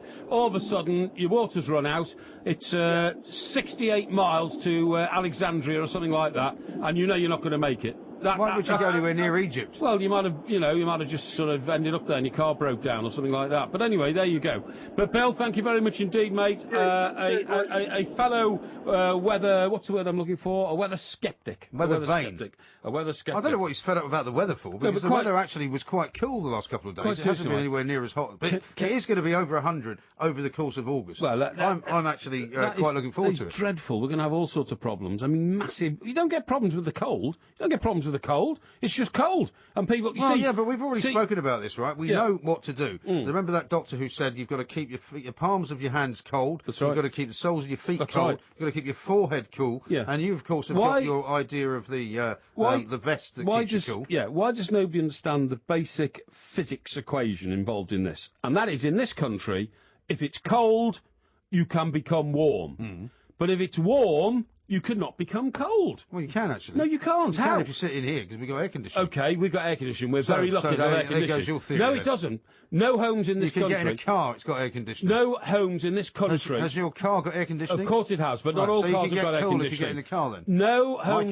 No homes in this country have got air conditioning. Lots of offices have.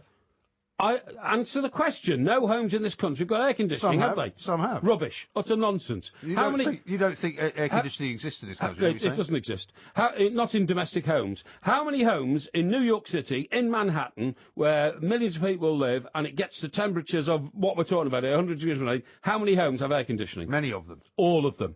All of them. All of them. But no homes in this country have air conditioning. You should move to New York, then. You can be cold... and you can get warm. You can hook up again with your old friend. But you cannot be warm and get cold unless you sit in your fridge. You can't be smart and get stupid either. This is Talk Sport.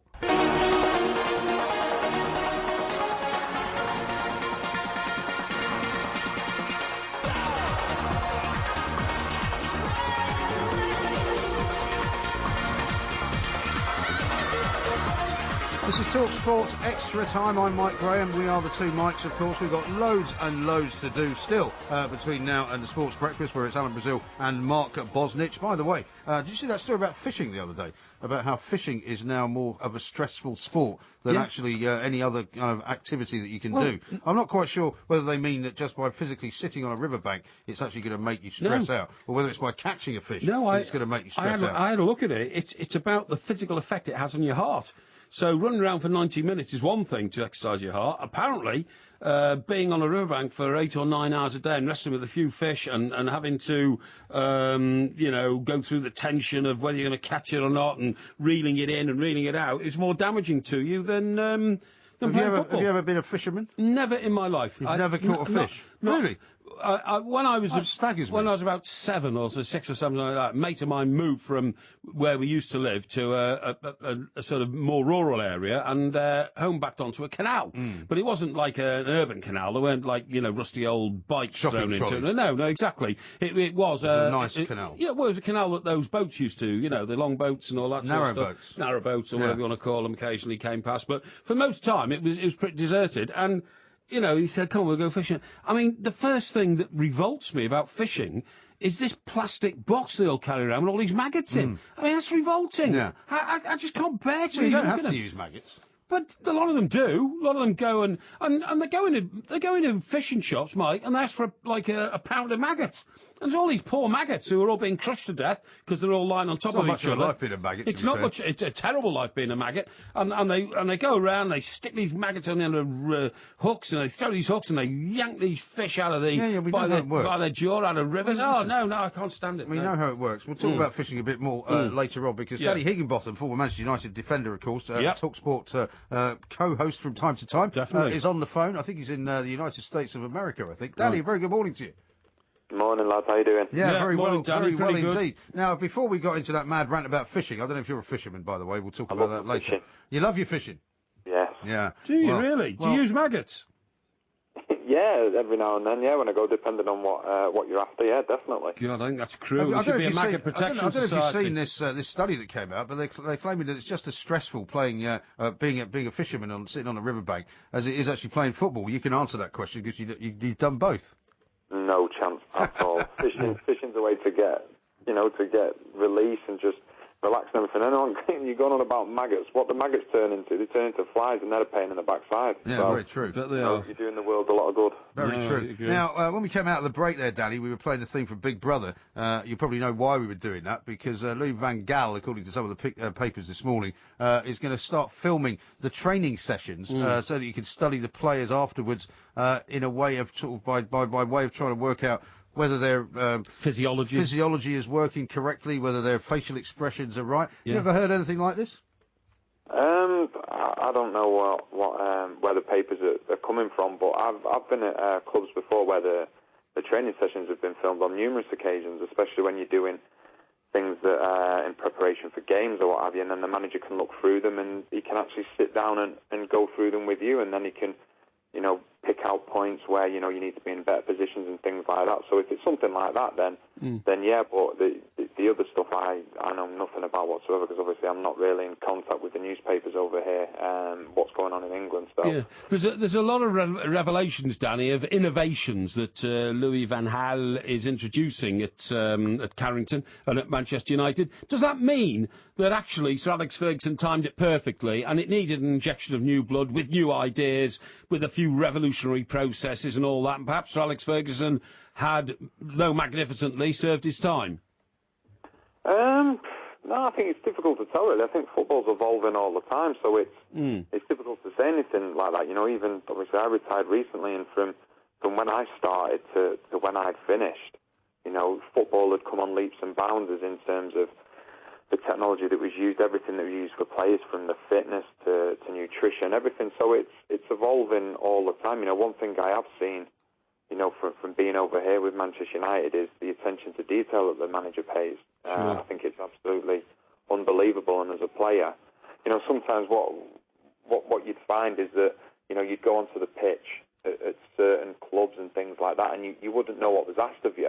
Whereas here, under the new manager, you can see straight away. He's changed the formation, and the players have just taken to it straight away, and it's been really exciting to watch and see how it's developing as well. And the manager and the coaching staff have been absolutely brilliant from what I've seen so far. And I mean, we talk a lot about how you can't say or judge much from pre-season friendlies, but there's been some big games over there, important games, I suppose, for Van Gaal, in the sense that he's feeling his way through and he's finding out everything from what sorts of personalities the players have got to what their kind of propensities are, what they're good at. And this massive game against Real Madrid coming up at the weekend, 110,000 people are going to be there. I mean, it's got to be quite important as a game, hasn't it? Oh yeah, it is. I think it's important, in pre-season, if you can, get the results you get, that the players playing well and the goal scorers scoring goals, which has been happening over here, then it can only lead to added confidence when the season begins. And I think the way things are going, every game, you can see that the team with the formation gelling more and more. And I think the last game against Inter Milan, although it did go to penalties, it really should never have done. Manchester United with a dominant force in that team, there's no doubt about it. And you're seeing now players just look so much more comfortable. Like, you've got Juan Mata now playing behind Wayne Rooney and Danny Welbeck so far, and them three have been absolutely brilliant. He's played Ashley Young at left wing back and then right wing back, and he's been brilliant as well. So one of the things with him as a manager, from what I've seen so far, is that he is already gauging what the players are best at. And it's brilliant to see, he's only had a short amount of time with the players, but how they've taken everything in and how everybody's got on board with what's happening at the football club. And, hopefully it all bears well for a great season and, an interesting game, later on as well. Mm-hmm. What do you make of, Paul, because you're an Everton fan, let me just ask you a question about what they've done. They've kept Ross Barkley, they've signed Lukaku. Do you think they've got any chance of getting into the top 4, Danny? I think it's going to be very difficult, with the teams that are competing now. What I would say from Everton is that I would have put them up there last year as one of the top 3 teams, as in terms of how they improved and how they impressed and things. I think the signing of Gareth Barry, and obviously they brought Lukaku, and everyone's been going on about his price tag and it's too expensive this and what have you. Listen, you're worth what club's prepared to pay for you. I think before Martinez went to Everton, I always thought that he was a lucky manager. I always used to say that, his end of season was outstanding, but the start of the season was awful. So if you flip that round, nobody would have been talking about him in the summer, because he would have had a good start to the season. But he's gone to Everton and he's really taken them on another level and mixed the work rate and the fitness that they've had before with flair. And, they were a joy to watch at times last season. And, you've got to give him and the players full credit as well. And he's brought some more players in. Just an extension of that, Danny, are we ever going to see David Moyes back in a senior managerial position in this country again? Or has he just been completely flattened by his Old Trafford experience? I don't know. It's a very difficult one to say. I'm sure that he will get into management, when the time is right for him.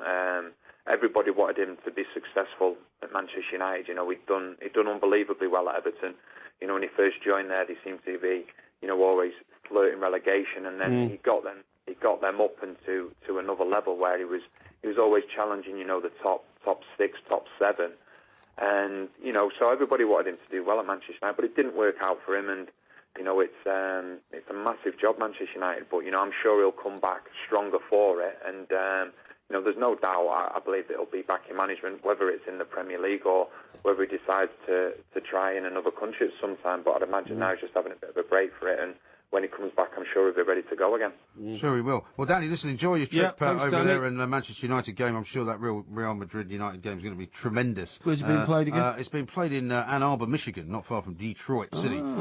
So I think that's Saturday night. Same night as we're on Talk Sport, as you reminded me earlier. Exactly. That's 9 o'clock, though. A couple of corrections to give you from Neil in Manchester. He's texted into 81089. He says Queen's Greatest Hits is the best-selling album in the UK. That's what I said. That's 6 million copies. Not the best-selling album ever. Well, hang on. Hang on. Copies. If I say the best-selling album ever, it must be the best-selling album in the UK, right?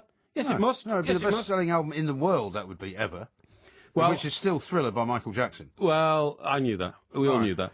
Now, there's a couple of other people have, on the subject of air conditioning. Oh, right? yes. You said nobody's got air conditioning in this country. Nobody has. Mr. Parry says, Colin, you are wrong again. I have a 3-bedroom detached house in Milton Keynes, and it has air conditioning. Darren on that's the only house in Milton Keynes that is air conditioning in that case. Darren on that's the only one. In fact, you should sell tickets, mate, and have other people in Milton Keynes come round. Excuse me, and come round and visit your house, because there's no such thing as an air-conditioned house in this country. And if you've got one in Milton Keynes, then that is a unique house. It must be worth £500,000. Well, it's not unique, because there's one in Leigh-on-Sea in Essex, because Darren on the M25 says, my friends Ben and Sarah have aircon in their house in Leigh-on-Sea. Oh, OK. So that's 2 houses. Oh, 2 houses out of 50 million houses in this country. Well, as a general kind of percentage, so I would say Ben and Sarah have got I bet Ben and Sarah have got a large fan in a box, because that's the sort of air conditioning that we define in this country, and I bet that's what it is. Got a large fan in a box? I've got a large fan. I've got a large fan which blows air around the bedroom and all that. But with all my Velux windows, if I open those, I get wind drafts which coincide with each other and create coolness. You see, it's not a problem. Well, you know what the Indians were very good at? Have you ever been to India? No, I've never been to Pakistan. Okay. Well, if you go to the Taj Mahal, they were the first ones that actually invented air conditioning, because what they did was they made the air refract as it was going through these holes that they created in sort of basically marble, and they cooled it down. They ran water through it, and that was air conditioning. So maybe we should do that. Knock a few holes in the wall, get a little stream running through. But I bet you the Romans did that first. Actually, no, they didn't. I bet they did. The Romans had they had all sorts of things that we don't have today, including central heating. So I bet you they're able to invent air conditioning as well. Thank you very much indeed. Mr. Mike Porky Parry will be back with me. We'll do the Two Mikes Summer Special Saturday night at 9 o'clock until midnight. We'll have much more to talk about then. Thank you very much indeed, Mr. Parry. I shall see you then.